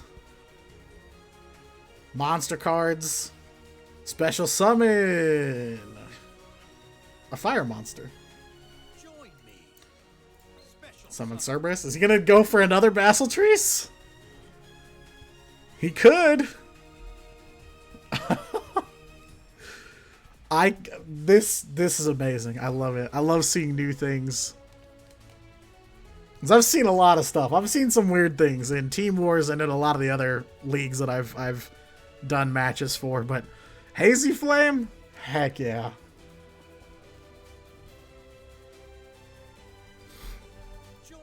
We're doing it? Oh, he's got Exabeetle. Really? So target a monster and it'll gain attack and defense equal to half of the one you equip from either graveyard.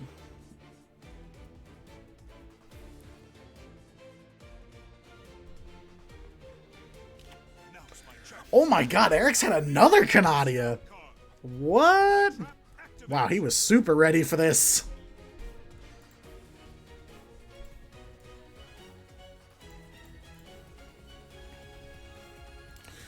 And he's still got Agni up too. So he can still get over the Buster Blader. Jorfio's Grave.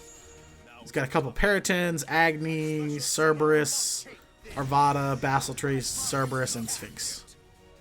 It's my turn. I draw a card.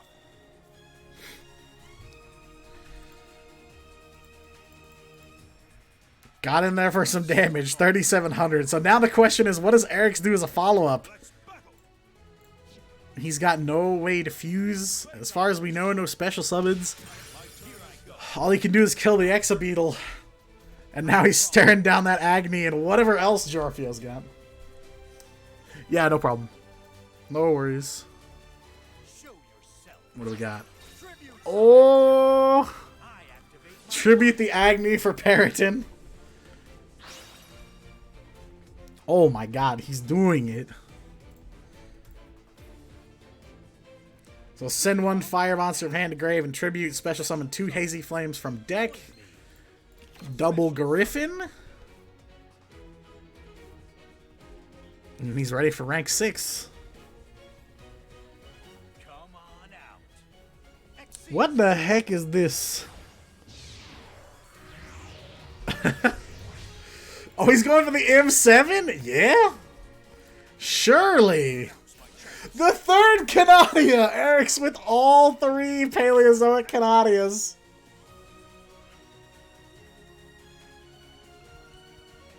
Flip down the Ptolemy. Summon another Canadia. He's played a whole playset of them right here. Oh my god. Make your move. It's my turn. I draw. Whew, alright, 2 Canadias. I don't know what the heck is in chat right now. I have no idea. My turn is done. I don't know what this message is. It looks like some creepy pasta. I draw. Alright, M7 split back up. We got there. Monsters effect. Alright, activating the M7. And Jorfield's running out of cards here. He's only got 4 left. Gonna have to make a move here pretty soon. Yeah, yeah, those Canadians have really paid off, huh? I mean, at this rate, he's literally just trying to deck him out, right? Only 4 cards, and right now he can't really make any big moves. He doesn't have the resources.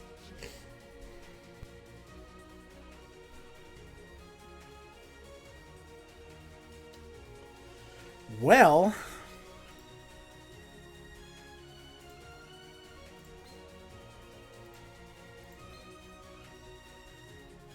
paid the cost, added Sphinx to hand.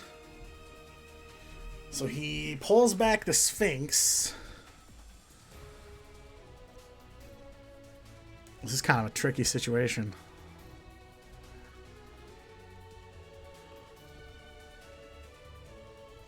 Alright, he's good or something.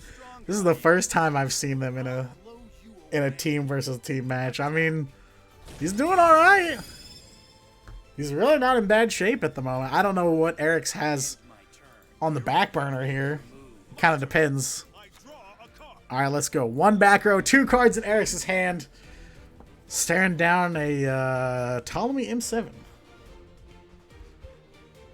Kind of wild. Didn't really expect to see this come out of nowhere. I set this card face down. He's going to set 1. My turn is done. And that's it. He's just setting back row. I draw. I activate my monsters. I mean, at this point, if he can hold on to it, he can just deck him out. Uh-oh. Return Agni to hand. 4th Canadia. No, now we're going to get triple Book of Moon. Floodgates. Etc. Alright, so he pulls Agni back to hand with the M7. So, I set a monster. we're setting monsters. Uh-oh. You'll see how much stronger I am than you. Okay, gonna swing in on the Canadia. My monster attacks. I can't tell if there's a pause there or not. It kind of looks like there's a little bit of delay on that. I end my turn. But I can't say for sure. Alright. Back over to Eric's. No monsters on the board now. Gotta make some kind of play here. Either something to keep him alive long enough for Jorfio to run out of cards, or make a pass at game. But he's got to do something now.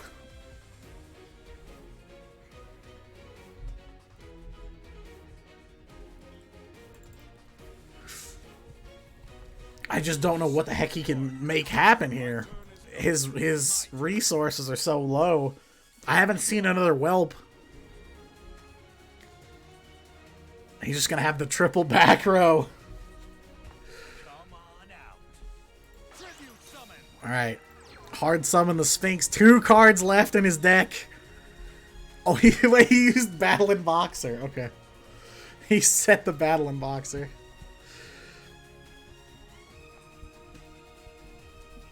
So he's got 3,700 with no monsters to defend himself. So, I mean, Jorfio can easily make lethal here. It's just the back row.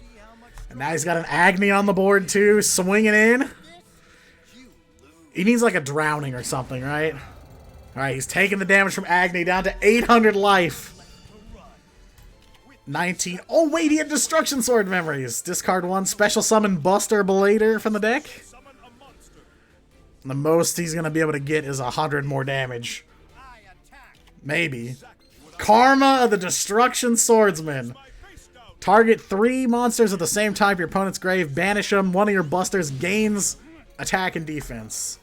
So he's going to banish the other Agni out. And now it is life points versus deck. 800 life points for Eric's, 1 card in Jorfio's deck. Which resource runs out first? He summons the Buster Whelp. Grabs the Destruction Swordsman fusion. Oh no. Wait, he might be able to just close it. Synchro summon into the Buster Dragon to turn all of his monsters into dragons.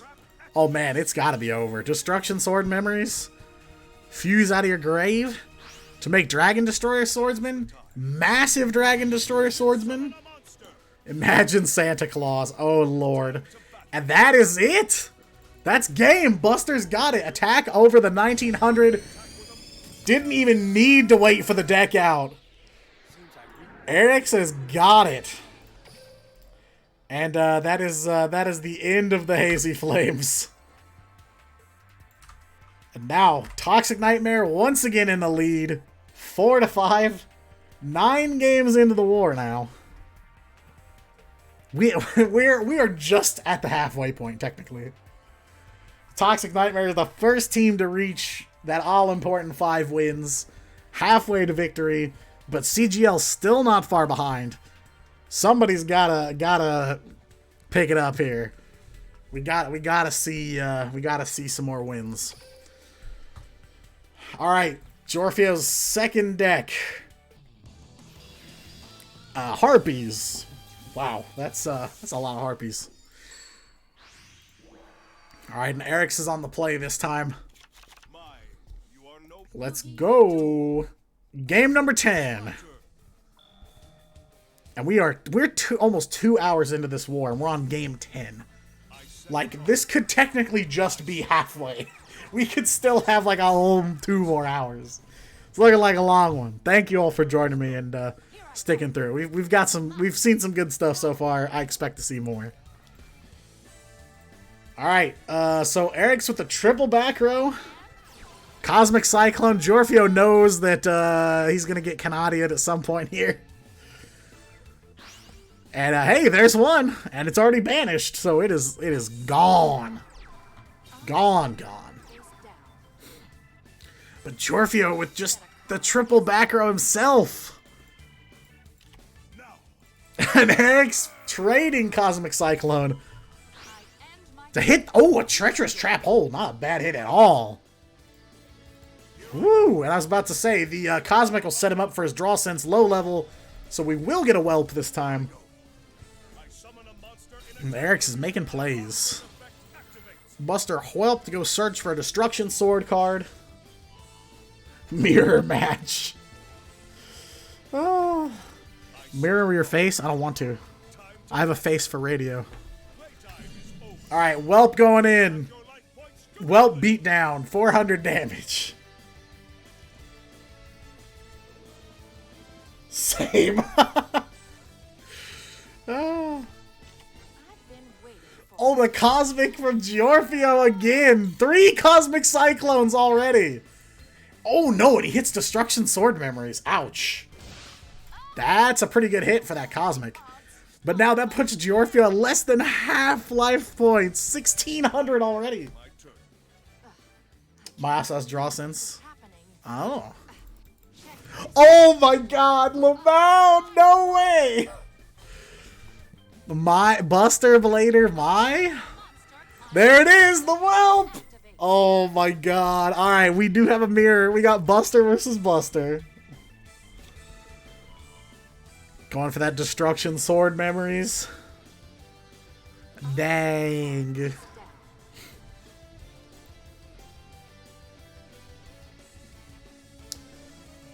That was not what I was expecting. I know a lot of characters have it. Draw sense low is a more common skill. I just didn't expect it. That's funny. So Jorfio's got 2 back row and a whelp. There's got to be a destruction sword memories in there somewhere, surely. Let's battle. Playtime is over. So Jorfio played Beat Down Hazy Flame and now Buster Blader on Mai. Nice. You love to see it. Alright, we're clashing. They're just gonna blow each other up. From my hand.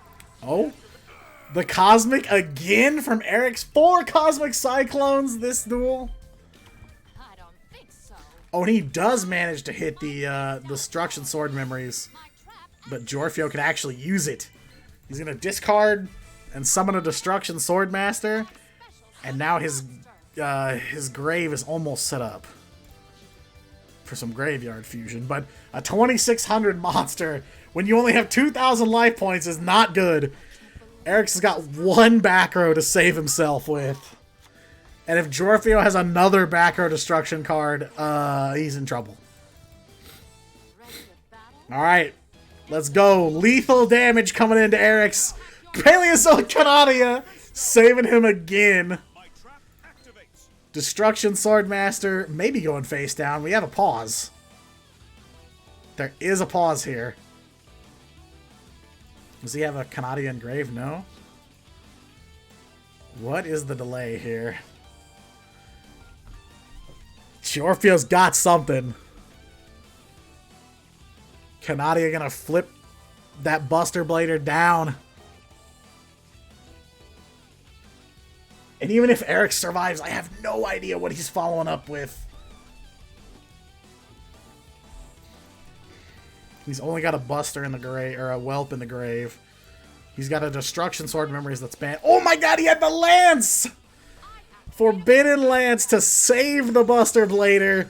Canadia does not affect him. Eric's is down to 200 life points. Once again on the edge of the cliff. Draw Sense low levels going off after taking the damage. I draw. We got a Buster coming. I summon my monsters of Buster well, and now Jorfio's only got 1 card in the back row. No idea what he's got to save himself with.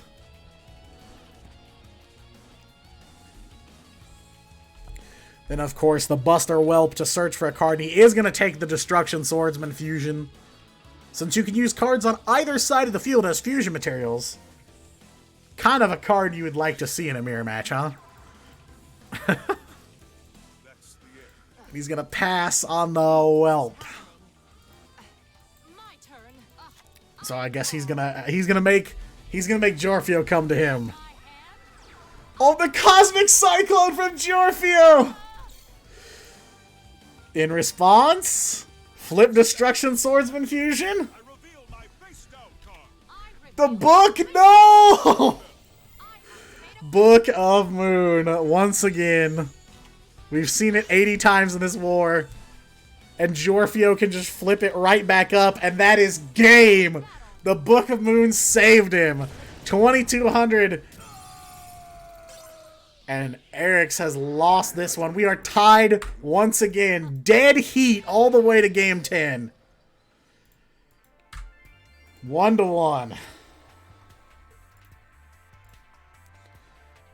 Just an insanely intense back and forth. Any time you have 2 teams with similar records, with a lot of experience, you expect to see something like this. You expect to see a pretty hardcore clash here.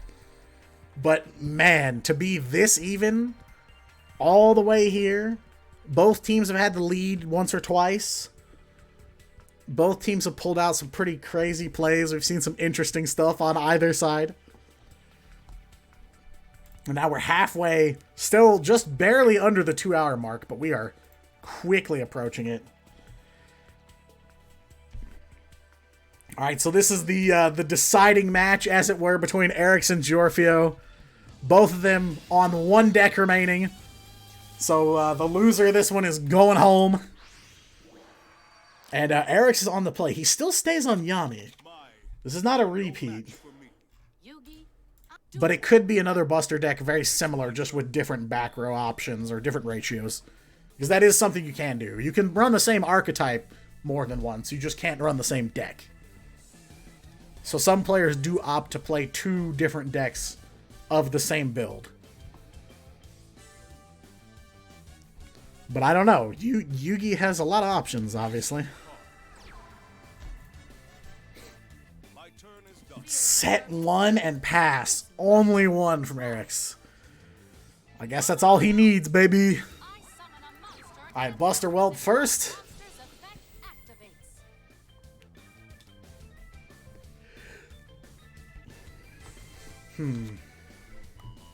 Okay, grabs the Destruction Sword memories. Eric's only has 1 back row.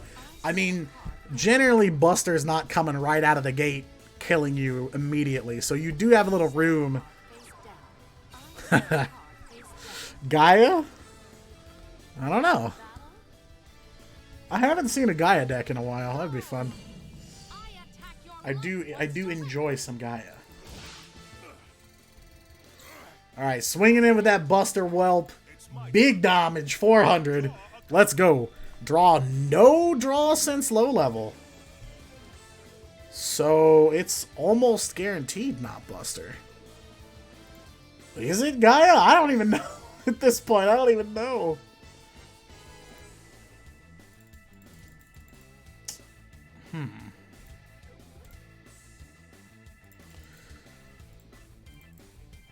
Only 1 face down in the back row versus Giorfio with the triple back row, the classic. The Buster Blader say, I'm gonna play all these spells and traps now. Karma, memories, all that fun stuff. Alright, what do you got? Oh, Yosenju. Interesting, yeah?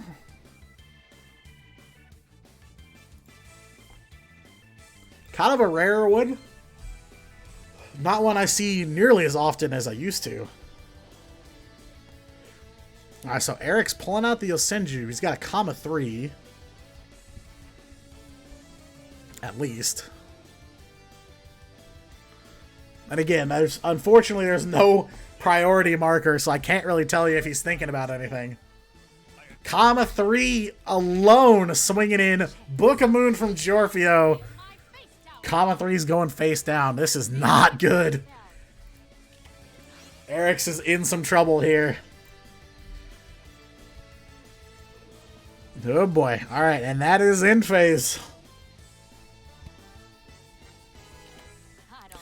Oh no. End of turn Destruction Sword memories. Oh, the Cosmic. Hello. Straight out of his hand, too. Wait. Why? Oh, yeah, banish it. No, I'm dumb. Ignore me. I was about to say.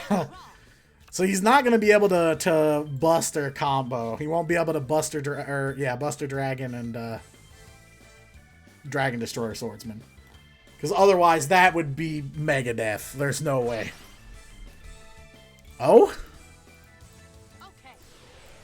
Scrap Dragon. Okay, yeah. Target 1 card you control and 1 your opponent controls and destroy them. And he's going to do it. Oh no, wait. Is he going to destroy Destruction Sword memories? Oh no! He blows up his own Destruction Sword memories to be able to use it to fuse the Dragon Destroyer Swordsman. And that Kama 3 does not have enough defense. Dragon Destroyer with the piercing battle damage. And that's it! Eric's is done! The Dragon Destroyer for piercing should be about 2k. And then Scrap Dragon to finish him off. Wait. He's got the Kiteroid! Kiteroid keeping him alive for now. I have no idea how he follows this up, but he is alive. Destiny draw. One card to pull out of that whole deck to turn this thing around. Against Jorfio's double back row. Two huge monsters.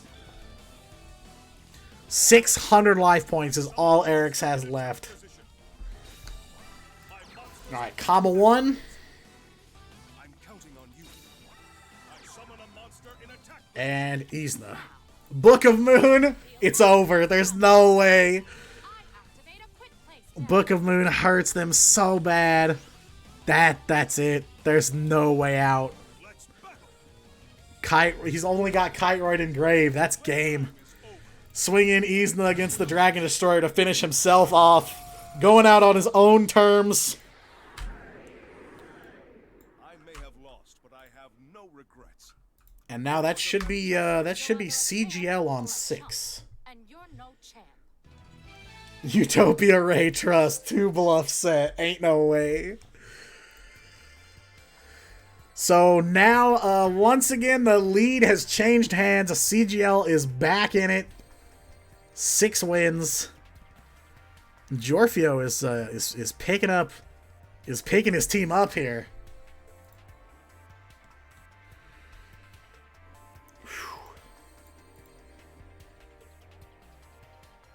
Okay, and it looks like TN is going to go with Frost next. So only 2 players remaining for Toxic Nightmare. Frost and Talopo. So we got a Mai again. Mai is tricky, okay? Every time I say Harpies, someone's like, no, actually I'm playing Triamid on her. And I'm like, come on. So I'm not going to say anything. It's Mai, okay? And now Mai's playing Buster. This is ridiculous. I make myself look like a fool every time I try to predict it. Alright, so Frost is on the play this time. So we'll know pretty quick here what he's working with. So Jorfio's Buster Blader staying alive, bringing his team into the lead. And we do have Harpies. Frost opens with the Channeler. Oh, and drops the Harpist too. Nice. I special summon a monster. Not a bad start at all. Channeler into Perfumer. Perfumer for the search. Synchro, draw some cards. You know how this goes. This is standard procedure for them.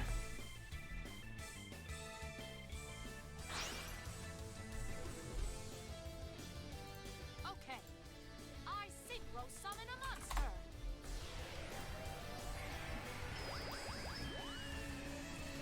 Alright, Synchro over into Cyber Slash Harpy Lady. Face down. I set a card. Oh, no draw? 2 back row, at least. Bluff, question mark? And that is in face. We know Frost has the Feather Rest. Oh, wait. Can't use it yet, can he? Yeah. Oh, wait, no, he could have if he wanted, but wanted the Harpist to go off. I understand. Okay, fair enough.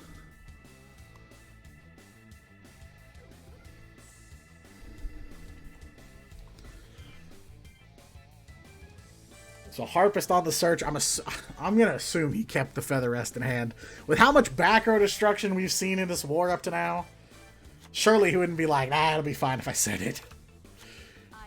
Okay, and he's gonna take the Perfumer. Nervous? It's my turn. Draw. Man, Frost really needed a, well, if he, maybe next turn he can get Harpy's Hunting Ground set up, because he's probably gonna be looking at some back row. Attack position. My monsters of Alright, Buster Whelp. Mans has got it. impossible. Oh, he's got the Divine Wrath. Negate and destroy the Buster Blader. No, or Buster Whelp. No search. Wow. Been a while since I've seen a Divine Wrath. That is not good for Jorfio.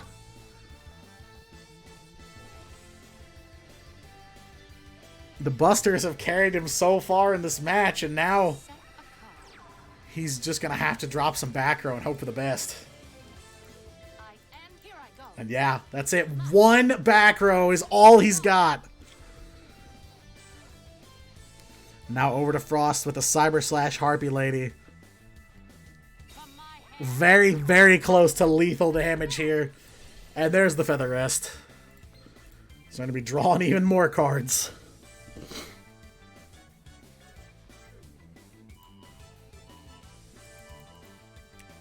Okay. So send 3 Harpy Ladies back to your deck and draw some cards. Now the question is, did he draw enough to kill Jorfio right now?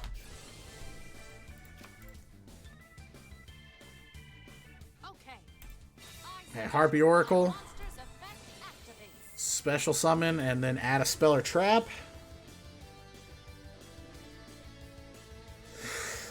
Oh man. Say hello to Harpy Harpist. Harpist?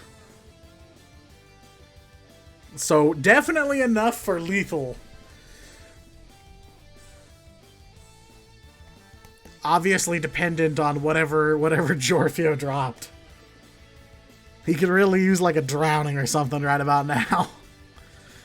Considering Frost didn't have HHG or anything to kill the back row. So that would handle the situation, as it were, but I don't know. He's gonna make a second Cyber Slash, so 5,200 damage on the board, obviously more than enough to kill. Here we go, combat. I guess we're hoping that Jorfio doesn't have something to stop him. He's got a book. TTH, I was kind of thinking that, but no, unfortunately, just a Book of Moon.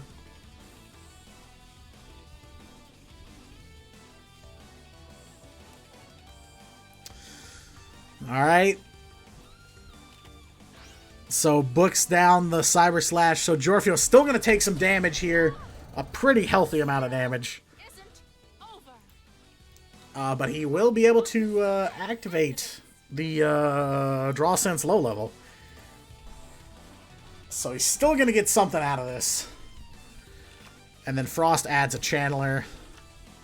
Then Oracle yeets Feather Rest back to hand.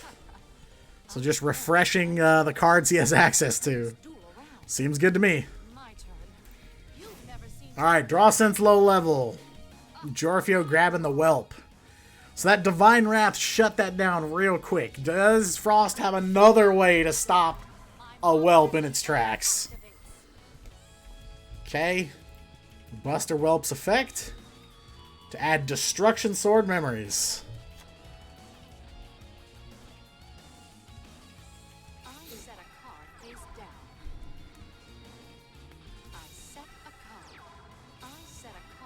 There we go. Triple back row from Jorfio. Now he's really set up. He's already got a Whelp in the grave. Obviously, one of these is Destruction Sword Memories for sure. Man, Frost needs some back row control here. Alright, Feather Rest. So he's going up to 5 cards in hand. That's pretty big.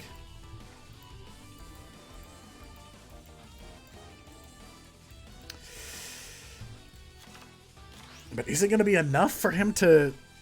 I mean, he only needs to deal 1,400. He's got a lot of advantage here. Alright, summon Cyber Harpy Lady. Destruction Sword Master is what, 2,600 attack? So he can still kill here. Jorfio's going to have to use everything in that back row to stay alive.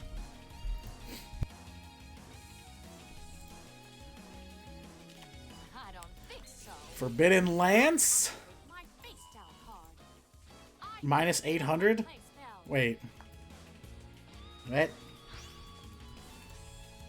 18, that's still 1,400. That's still lethal! That's still game! And Frost with the Cyber Slash still able to get over for enough damage. And now once again we've traded. We are 6 and 6.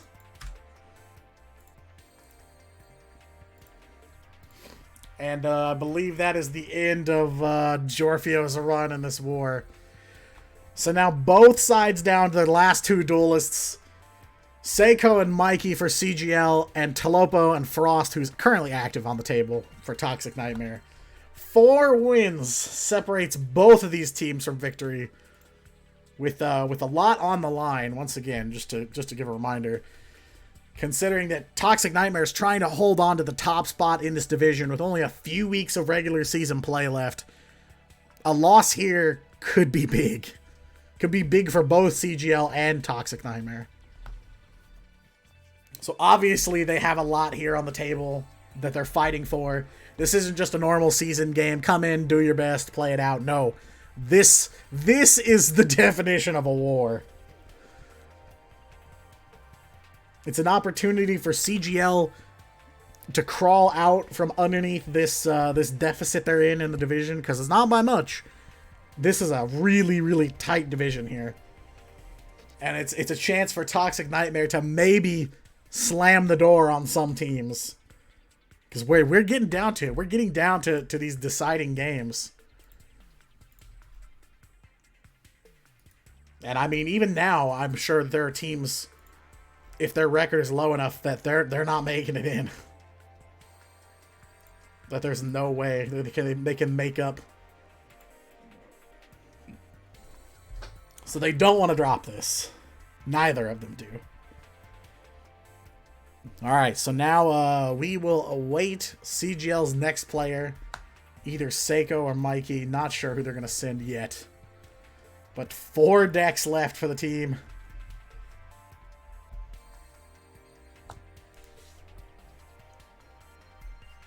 They won't, even if they go on a win streak here, they won't do a ton to make their round differential huge. So there's even if CGL wins, they still have some work cut out for them. They need to pick up more wins down the road to try and lock in a playoff run.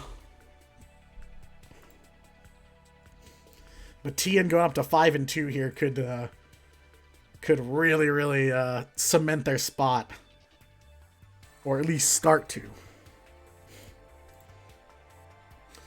So now it's up to something that can beat Harpies at this point. You know, there's been a lot of kind of surprising absences, I guess, in terms of archetypes. You know, we haven't seen any Abyss actors. We haven't seen any Magnet Warriors yet. Those have been decks I've consistently seen. Okay, so Seiko for CGL is up now, and it is my versus my. Is it more Buster, or is it Harpy versus Harpy? You think you duel. Alright, Seiko's on the play on this one. Oh, probably should do that too, huh? I set a card face down. I set a card. Uh-oh. Alright, triple back row and pass from Seiko. No monsters, but I'm sure there's plenty of control back there.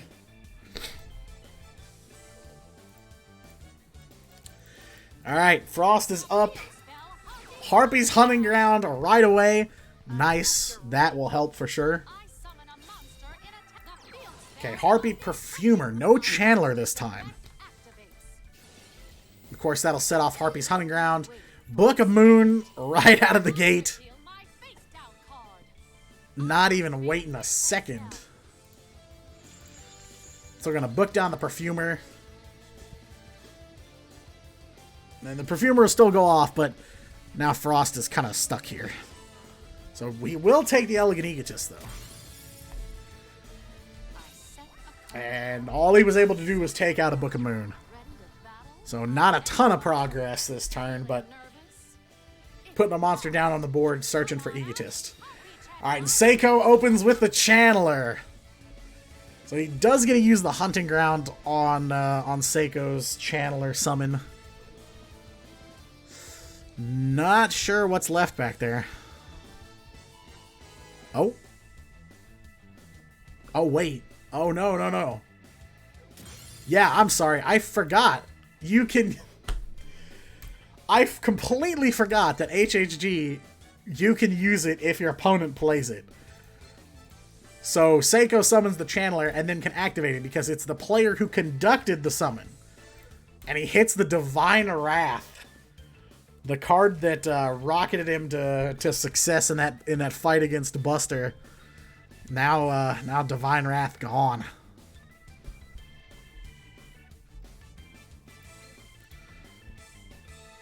And I don't know if Seiko has anything. Yeah, because you have to discard a Harpy card for this, and I didn't see an activation. So is it going to be? Are we going to get an Elegant Egotist maybe, or is it just going to be a Channeler swing in? And we know Frost has Egotist. That was what he searched off as Perfumer.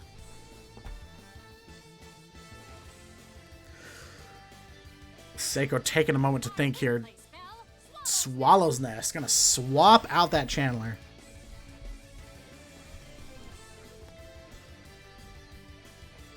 Yeah, and unfortunately having to use up a lot of that back row is gonna make it a lot harder to get mileage out of Cyber Slash if he does manage to get there. And he does get to go after another of Frost's back row. Frost's own Harpy's Hunting Ground is working against him. Okay, and Perfumer. So that's the chain, so no activation. I was about to say, he's got to search Elegant, right? Pretty much have to search Egotist. Oh, and that was his Elegant Egotist! He set the Egotist down? What? Alright, Seiko's got Elegant Egotist, activates. Harpy's Hunting Ground now blows itself up. And Seiko got a ton of value out of that. And Frost really didn't get that much out of it. He hit the Book of Moon and then Seiko just activated it. So now Cyber Slash is up. And swinging in. That is a dead Perfumer. And now Frost has got to play under Seiko's Cyber Slash with 2 back row. This is gonna be tough. It's gonna be hard to build a board under these conditions. Not fun.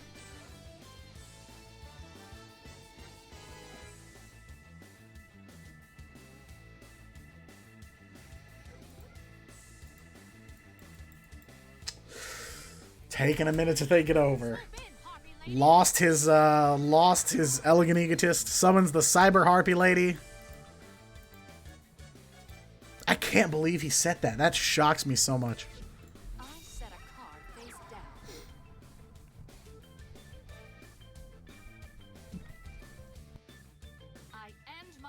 Alright, summons the Cyber Harpy Lady, a set and a pass. That's it from Frost's side. So now Seiko's got all the advantage in the world here. Harpy Oracle in hand. Gonna set up some big damage here.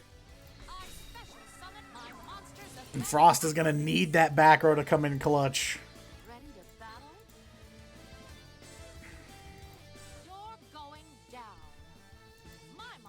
Alright, going to battle phase. Kind of risky. Because that's a Book of Moon right there. And if it's activated during the damage step... No, he should be able to get it off. Yeah, no.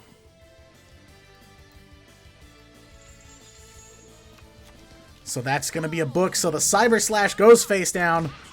And the Cyber Harpy Lady goes back to hand. So avoided huge damage. Still takes a decent amount there. But he is alive. And now the Cyber Slash is face down. Now he has an opportunity to maybe build up his side of the board now. Frost is going to need to. He's going to need to do something this turn. Uh-oh. Oh, no. What's Cyber Slash's defense? It's only 1,400. So he can maybe get over depending on Seiko's back row. I mean, if Seiko flips like a book or something, it's almost guaranteed over. Alright, attacking the face down Cyber Slash. He does. He's got the book. Cyber Harpy Lady going face down. The Cyber Slash lives. And Seiko still has a back row. 2 cards in hand. Very likely looking at the end of this duel.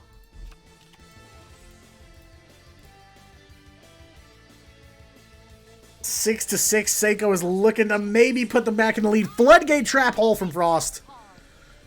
Gonna try and put that Cyber Slash down permanently. Book of Moon. You can't Floodgate a face-down monster, and that'll allow him to get Cyber Slash's effect off too. Putting it back in his hand. No back row from Frost. Alright, swing it in. Let's go. So he won't be able to flip it up this turn, but it's not floodgated. Back over to Frost. Still trying to get rid of that Cyber Slash. And that Cyber Harpy Lady is putting in so much work. And a Floodgate Trap Hole from Seiko. Floodgating down the Cyber Harpy Lady. Frost back to relying on the back row again. Cyber Slash is ready to flip back up this time.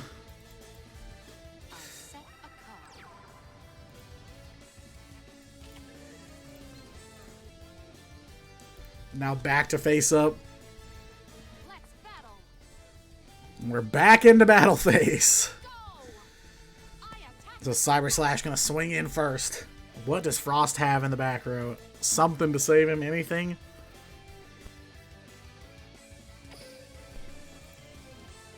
Something to keep that Cyber Harpy Lady. Oh, book! Oh, but it's going to put that Cyber Harpy Lady back in hand. This has been the worst part of this. Is Frost has to use his back row to keep himself alive and defend his stuff. But then Seiko's Cyber Slash can just bounce right off that. And now Frost is down to 100. Bleeding out very quickly. Cyber Harpy Lady floodgated again. Floodgate Trap Hole. Cyber Harpy Lady face down. And Frost again with the back row. We're back over to Seiko. Hanging on by a thread. 4,000 on Seiko's board to 100 on Frost's. No back row this time from Seiko. Nothing fancy. We're just going straight for the attack. And now we have a pause once again. Frost has something. Nope, maybe not. Cyber Slash finally gets through. And now Harpy Oracle swinging in for game. One back row on Frost board. He's got the Karma Cut. He's got a discard. And he can Karma Cut away the lethal damage. No way in the Lance! Forbidden Lance, unaffected by other spells and traps. Loses 800 attack, but with only 100 life points left, that is it. Seiko takes it. And CGL is back in the lead. And now it's more important than ever because we are getting down to the end of this war. 7 to 6, 13 games in the books. Potentially only a few left to go here. And now Seiko has picked up a win, so now neither of these decks can be repeated.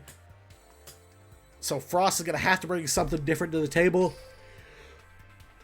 And we're already ready. We're going right back into it. No delays here.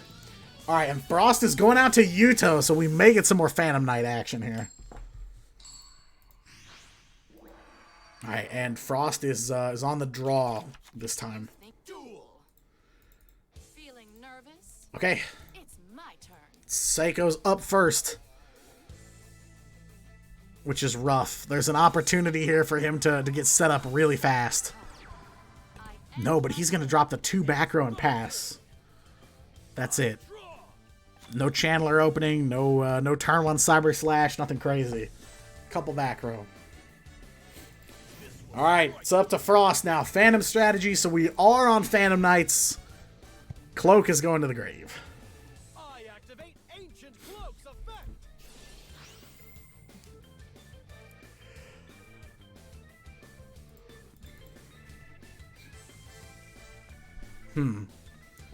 Only 2 back row for Seiko, but sometimes that's really all you need. If he can throw enough wrenches onto the board, then Frost may be stuck. Alright, Ragged Gloves and a Kagemucha Knight from hand. So we're ready for rank 3, potentially, depending on what Seiko will let him get away with. And he's also got a Silent Boots, too, so he's filled up the board with level 3s. We are ready for some plays here.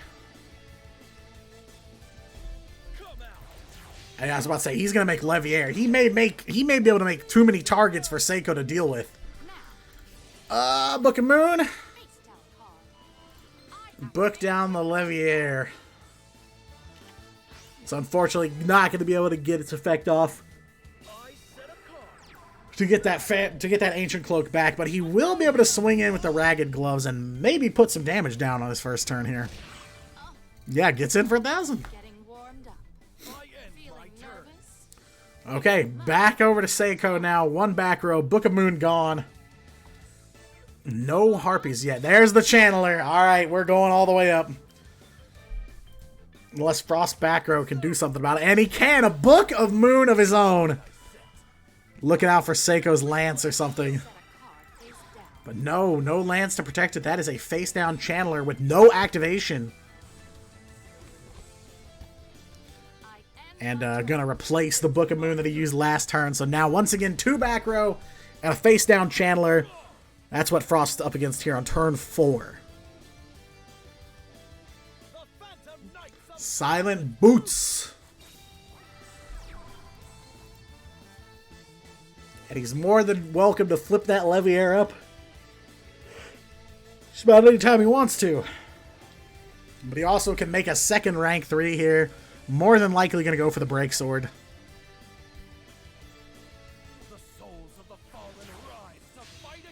There it is. Phantom Knight's a Break Sword. Ragged Gloves. Oh, he's got the Floodgate. He replaced that Book of Moon with a Floodgate. And now that is a dead Break Sword. He is stuck there, unfortunately. But he'll still be able to flip up Leviair. And a Book of Moon, too! Frost cannot get a monster face up this turn. So a Floodgated Break Sword and a booked Leviair. That is rough.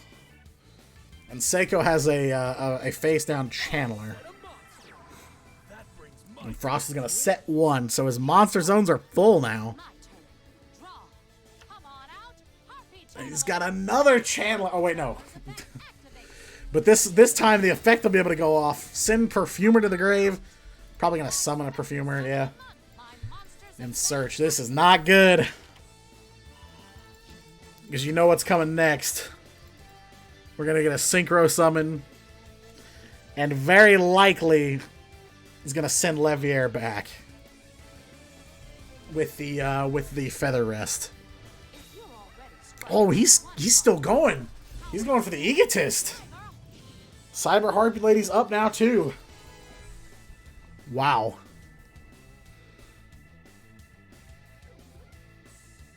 Now Cyber Slash? Maybe?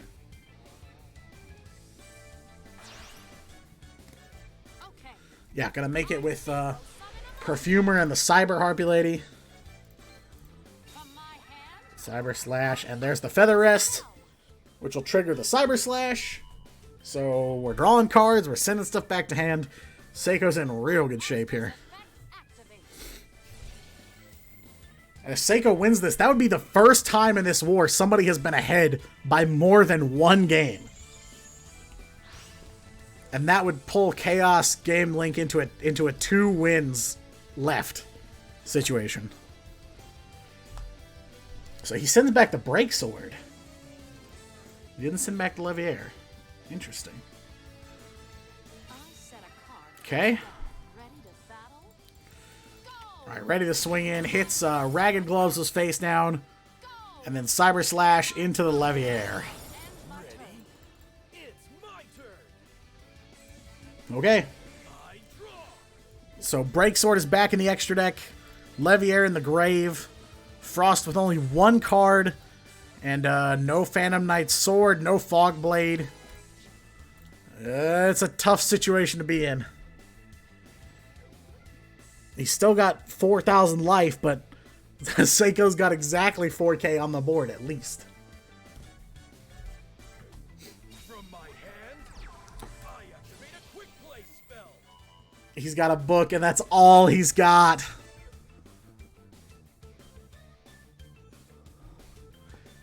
Uh-oh. I believe that's game.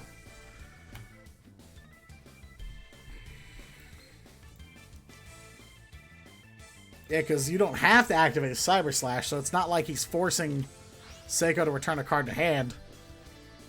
That's game. Book of Moon flips it down, and that's all Frost has. Dang.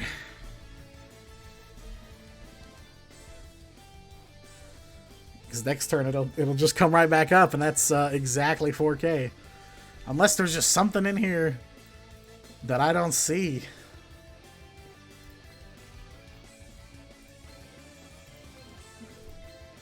Yeah, I just don't see anything else he can do here. Wait, he had a Ragged Gloves. Send one from deck to grave. Send Ancient Cloak. Add one Phantom Knight card from deck to hand. Oh! I didn't realize he had... I didn't even think about gloves. And boots. Add a spell or trap. Okay, so he's gonna go for the... Yeah, I was about to say, he's gonna go for the Fog Blade and try to hold out and get enough to start mounting a comeback. Alright, yeah, this isn't over. I misspoke. Add a Phantom Knights card from deck to hand. He's going to add boots.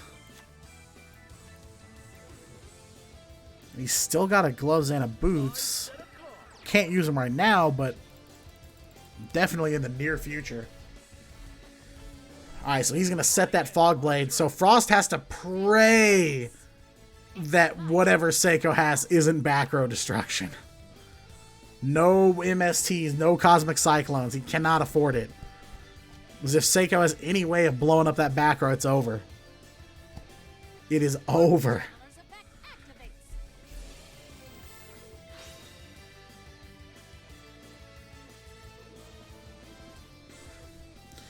Chandler effect. He's going to go for the Oracle.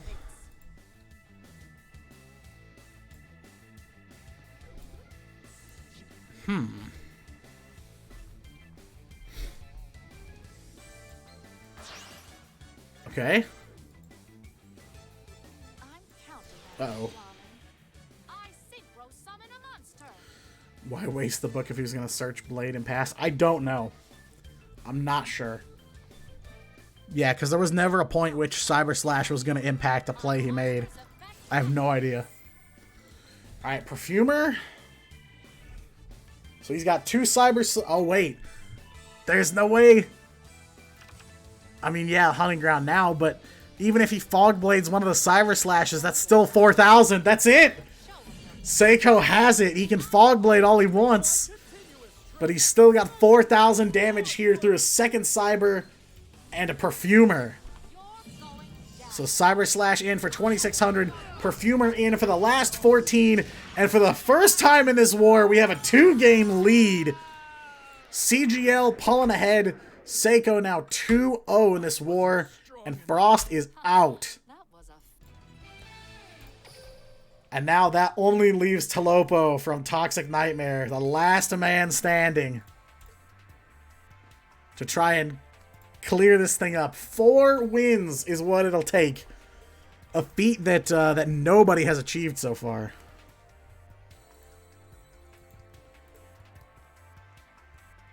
The highest we had was Jorfio with the 3. That's what put CGL in the position they're in now, this 8-6 lead. So Talopo will have to be the first to hit 4 wins today if Toxic Nightmare wants to hold on to that 4-2 record, the leading record in the division. And they're slowly but surely watching that lead slip away from them. So they've got to have something to deal with the Harpies. 4-2. They want that 5-2 so bad. I know they want to stay in the lead. Because if they win this thing, then nobody's passing them. They'll still be the #1 team in the division at the end of this week. So now Talopo is at the table. Talopo and Seiko ready to go. No idea what he's going to bring to the table here, but hopefully it's something that can deal with Harpies. And CGL still has both of their repeats.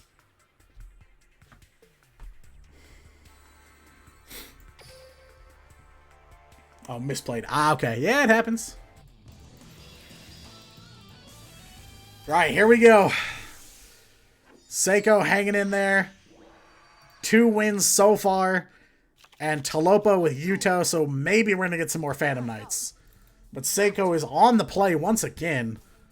The coin tosses, man. Alright, here we go. The last player for Toxic Nightmare facing down Seiko and triple back row from turn 1. Gonna have to deal with that back row. And he may already be in a serious uphill battle. A Phantom strategy, tossing the Ragged Gloves. And then already gonna go searching through the deck. Send that Ancient Cloak to the grave. I activate Ancient Cloak's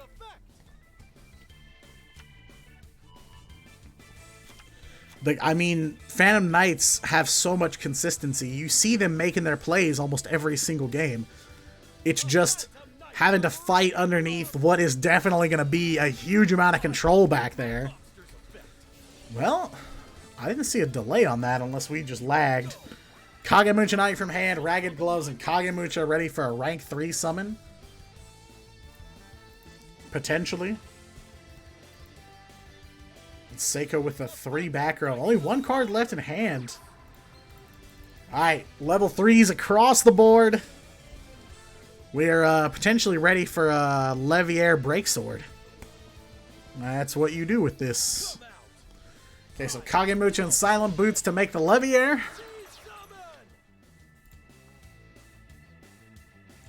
Still not sure about that delay.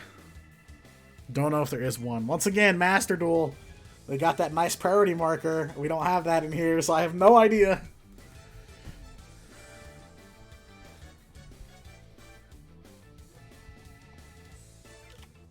Oh no, the Floodgate! Floodgate Trap Hole. That is going to send the Leviair down. And Talopo's going to have to set 2. And maybe get in there with some damage. Alright, Ragged Gloves is in. So it is back over to Seiko now. 1 Floodgate Trap Hole away, and still a couple back row. Harpy Perfumer coming out first. Probably going to search Egotist, maybe, unless he already has it.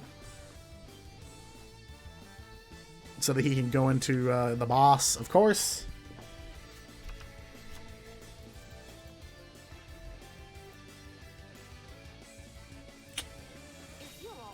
Man. Seiko going first with all that back row he's been able to throw down has given him so much advantage in these duels. Alright. Elegant Egotist is up. 2 Harpies on the board. Think you know what happens next. Maybe. Talopo's got 2 back row as well. Treacherous Trap Hole! Let's go! Destroy 2 monsters on the board. The first one we've seen go off in this war. So unless Seiko's got a Lance or something... Oh, he's a Swallow's Nest! Wow, he could completely play around this. Like, if he summons a Channeler, if he's got a Harpy card in hand... This could be bad. I mean, if he plays a Channeler, he's gonna activate it. No question.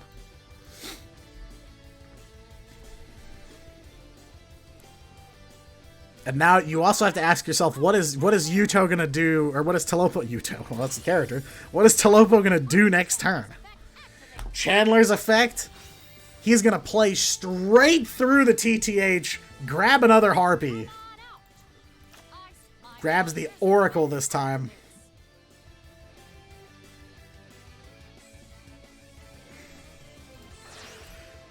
And now we are going over into Cyber Slash. And now Seiko with just one back row left, but the bigger monster for sure. Go! I attack with my monster. Whew. I Cyber Slash in for 1600 damage and a floodgated Leviair. Nothing he can do about that, unfortunately.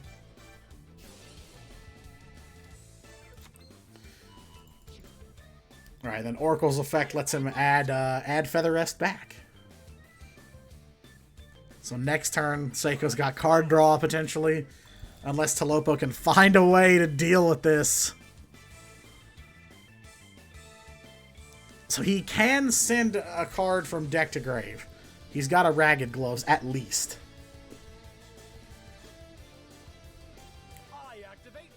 Yep, and that's exactly what he's going to do. Send a Phantom Knight's card from deck to grave.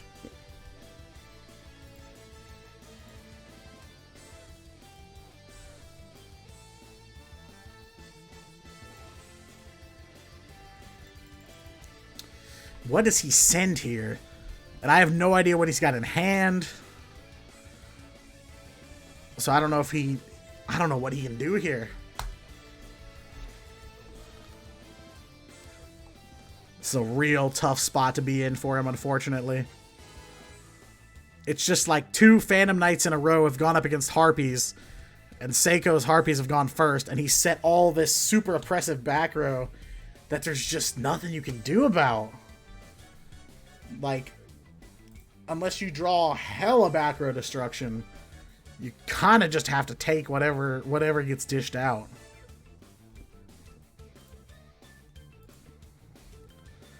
It's a real tough spot to be in. Especially this late in the game. You know, up until now, it's been very back and forth. Like, nobody's consistently gotten off something crazy. Nobody's consistently gotten screwed. But now we're getting to the point where Seiko has been putting in these nice plays, opening real well with the back row, and then being able to follow it up after all the back row activates. That's been part of the key here, is not only does he have access to amazing back row that shuts down everything Talopo's been trying to do, but then he's getting exactly what he needs to be able to make plays after the fact. Okay, Fog Blade. And now Talopo on the triple back row train. Gonna try and shut down that Cyber Slash if possible. Here I go. My turn. Draw.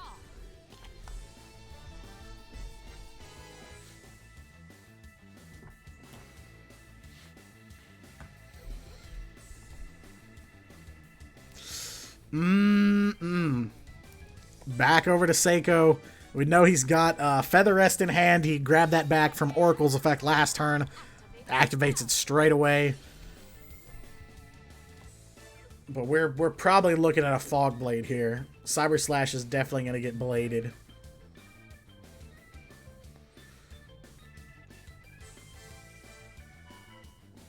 The question is, does he want to do it right away? Because I don't think there's any way he can coax Seiko into getting rid of the Leviair, putting it back so he can clear up that space. And that would put even more resources into his grave. That puts another Silent Boots into grave. I don't think he wants to do that.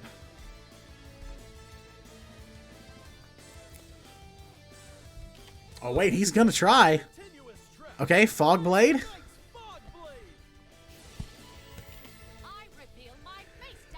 Then the Book of Moon to flip the Cyber Slash back down. Save her from the Fog Blade. Oh no.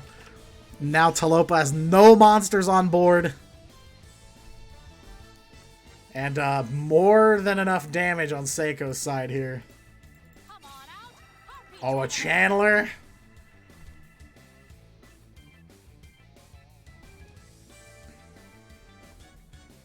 Does he have a Harpy card to get rid of, though? Harpy Channeler's effect activated. He does. Tosses Perfumer. Maybe for another Oracle. I don't think I've seen Seiko use Harpist. Darling, I special summon a monster. My monster's effect activates. No, gonna take the Perfumer. And add Harpy's Hunting Ground. Yeah, probably. Field spell, Harpy's Hunting Ground ready to go. Maybe take out the couple of back row that might stop him. Because we may be looking at a Seiko win this turn. And that would put CGL at match point, 9-6. Okay. It's all about what back row Seiko decides to hit. Whether it's something that Talopo needs to use or wants to use or even can use. Alright, Harpy's Hunting Ground hits the Phantom Knight's sword. So it's in the grave. But can he survive this? Both of those Cyber Slashes are lethal. I don't think he can live this. Alright, Cyber Slash number 1. Cosmic Cyclone. That is game. Seiko takes it. Advances to the 3-0. And now CGL are at match point. The highest lead any team has had in this war so far. And now Toxic Nightmare's number 1 spot in the division is in danger. Down to their very last deck. And they're going to repeat on this.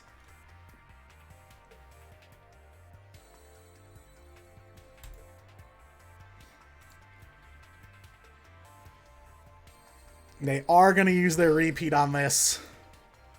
Try one more time. Both repeats for Toxic Nightmare are gone. And now here we are. Match point for CGL. 9-6. Talopo still needs 4 wins with Phantom Knights. And he's once again going second. Seiko with the go first APK every time. Thank you. Alright, it is do or die for Talopo and Toxic Nightmare to hold on to that 4-2 record. The highest one in the division. Harpy Channeler up first for Seiko. Not opening with all the back row. Opening with more classic instead. Going for the Channeler first. Darling, I special summon a monster. Special summon the Perfumer. Monster's effect activates. It's either Feather Rest or Egotist, depending on what he's already got. More likely Feather Rest. Oh, Hunting Ground. Really? Interesting. Alright, so pulls the Harpy's Hunting Ground. I'm counting. Then, of course, sink into the Cyber Slash Harpy Lady. The card that has absolutely torn it up this entire war. So many Harpy decks played and so many wins pulled off with Harpies in this war. At least 5 or 6. So Harpies have definitely been a key competitor throughout this entire thing. Set a card face down. I end my turn. And Seiko ends it off with 2 back row. So now Talopo's got to play under Cyber Slash double back row. He needs a Book of Moon, something to stop that Cyber Slash right now. So that he can make plays. And I don't know if he has it. Because he knows as soon as he puts a monster out there, it's in danger. Nothing he plays right now is on solid ground. So he's got to do something. Mystical Space Typhoon. Alright, he's going after the back row. That is a decent alternative. And he's going for the right side. Our left. Seiko's right. It's not exactly what he needs. Oh, he hits a Forbidden Lance. Okay. Not bad. So if he would have booked... Oh, he's got the double MST! He's going to take out both of Seiko's back row.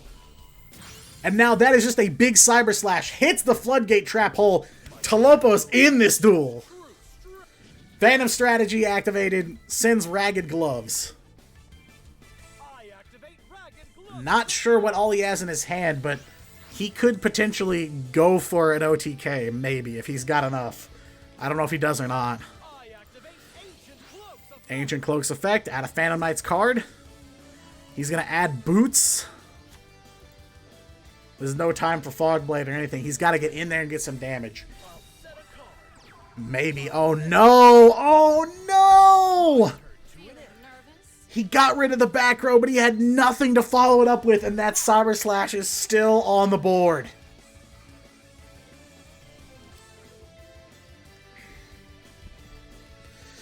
Trouble for Talopo now. Into turn 3 of this match point duel. Seiko's Cyber Slash is alive and well. Talopo did great to take out the back row. Opening the extra MSTs was nice, because Seiko has been very heavy on the back row on turn 1. Alright, Harpy's Hunting Ground going up. And now Seiko's going to respond to some back row destruction here. We're definitely going to see some summons. Harpy Channeler, probably the worst thing you could have seen. Harpy's Hunting Ground going after back row. Alright, Book of Moon.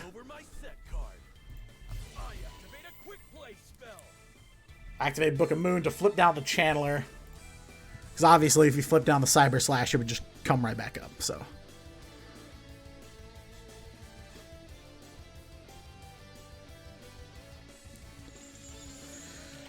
Okay, Channeler down. 1 back row left, and Seiko's got 1 back row as well. Talopo got to do something to get rid of this Cyber Slash. Taking 2,800. The Cosmic Cyclone go down to 200 to get rid of the back row. Only 200 life points left. 200 separating him from defeat. The end of the war. And all Seiko's got is a Cyber Slash and a face down Channeler. He needs to summon something now. Set a card. He has no Phantom Knights in the grave.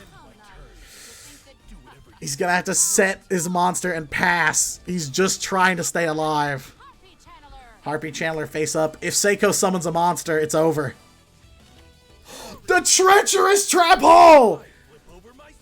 Destroy 2 monsters. Seiko's board is wiped. Cyber Slash can at least put the Channeler back in the hand. Oh no, he's gonna put... Swallow's Nest! He's gonna put the face-down monster that's on Talopo's board back into his hand with Cyber Slash, then nest out the Channeler to summon another Harpy monster, and it's over! The war is done! Perfumer will survive the TTH. That is game. There's nothing Talopo can do. He's got no Phantom Knights in the grave to summon at the last second to save himself. And CGL defeats the #1 team in the division. 4-3 records for both of these teams now following this war.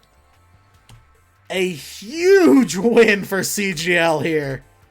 Absolutely massive. Seiko becomes the first player to reach 4 wins today, and that closes the war. Seals the deal for CGL.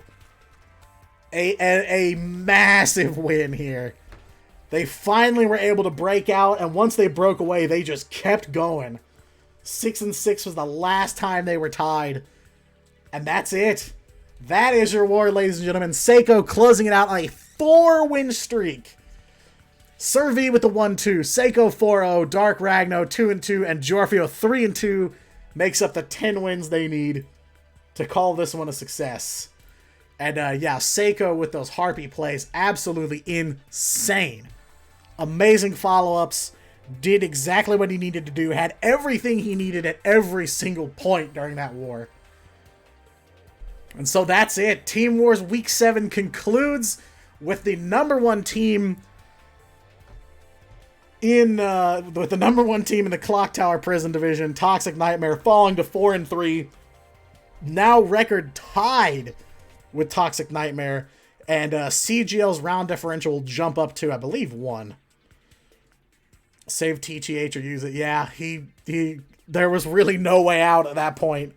He kind of had to use it, and even if he did use it, the Swallow's Nest, he couldn't have seen it coming. He did everything he could, but his deck just didn't give him the follow-up. He was able to take out the opening salvo of back row on Seiko's board. He was able to blow up the Cyber Slash, but he just didn't have the monsters he needed to make his own board. Really unfortunate. So after a really, really rough start with disconnects and timeouts on CGL's end, it didn't bite them in the end. They managed to turn this thing around. So GG's to CGL. They are the big winners here in Week 7. And I think that this division has just been completely turned on its head here. And yeah, I would say keep an eye on CGL here in the next few weeks. But obviously, that doesn't eliminate Toxic Nightmare either. There's still some more. Still some more regular season to be played, and I think there's a lot more surprises in store. But yeah, final score here: 10-6, closes out the war, and that is going to be it from me. Thank you all so much for joining me. This has been a long one, almost 3 hours in this war. Absolutely brutal and amazing stuff. Both teams put on one hell of a performance today, so you can't be too disappointed even with the loss. So, all right, thank you very much, everybody, for joining me. I've been Diatonic. For everyone at Duel Links Team Wars, we appreciate you being here, and we will see you in 2 weeks, because I believe next weekend is a bye weekend. Yeah, hold on, wait, let me double check before I say that, and then I immediately regret it. Yeah, next week is a bye week, so have a nice time off. And we will see you back here for Team Wars Season 11, Week 8 in 2 weeks. Take it easy, everybody.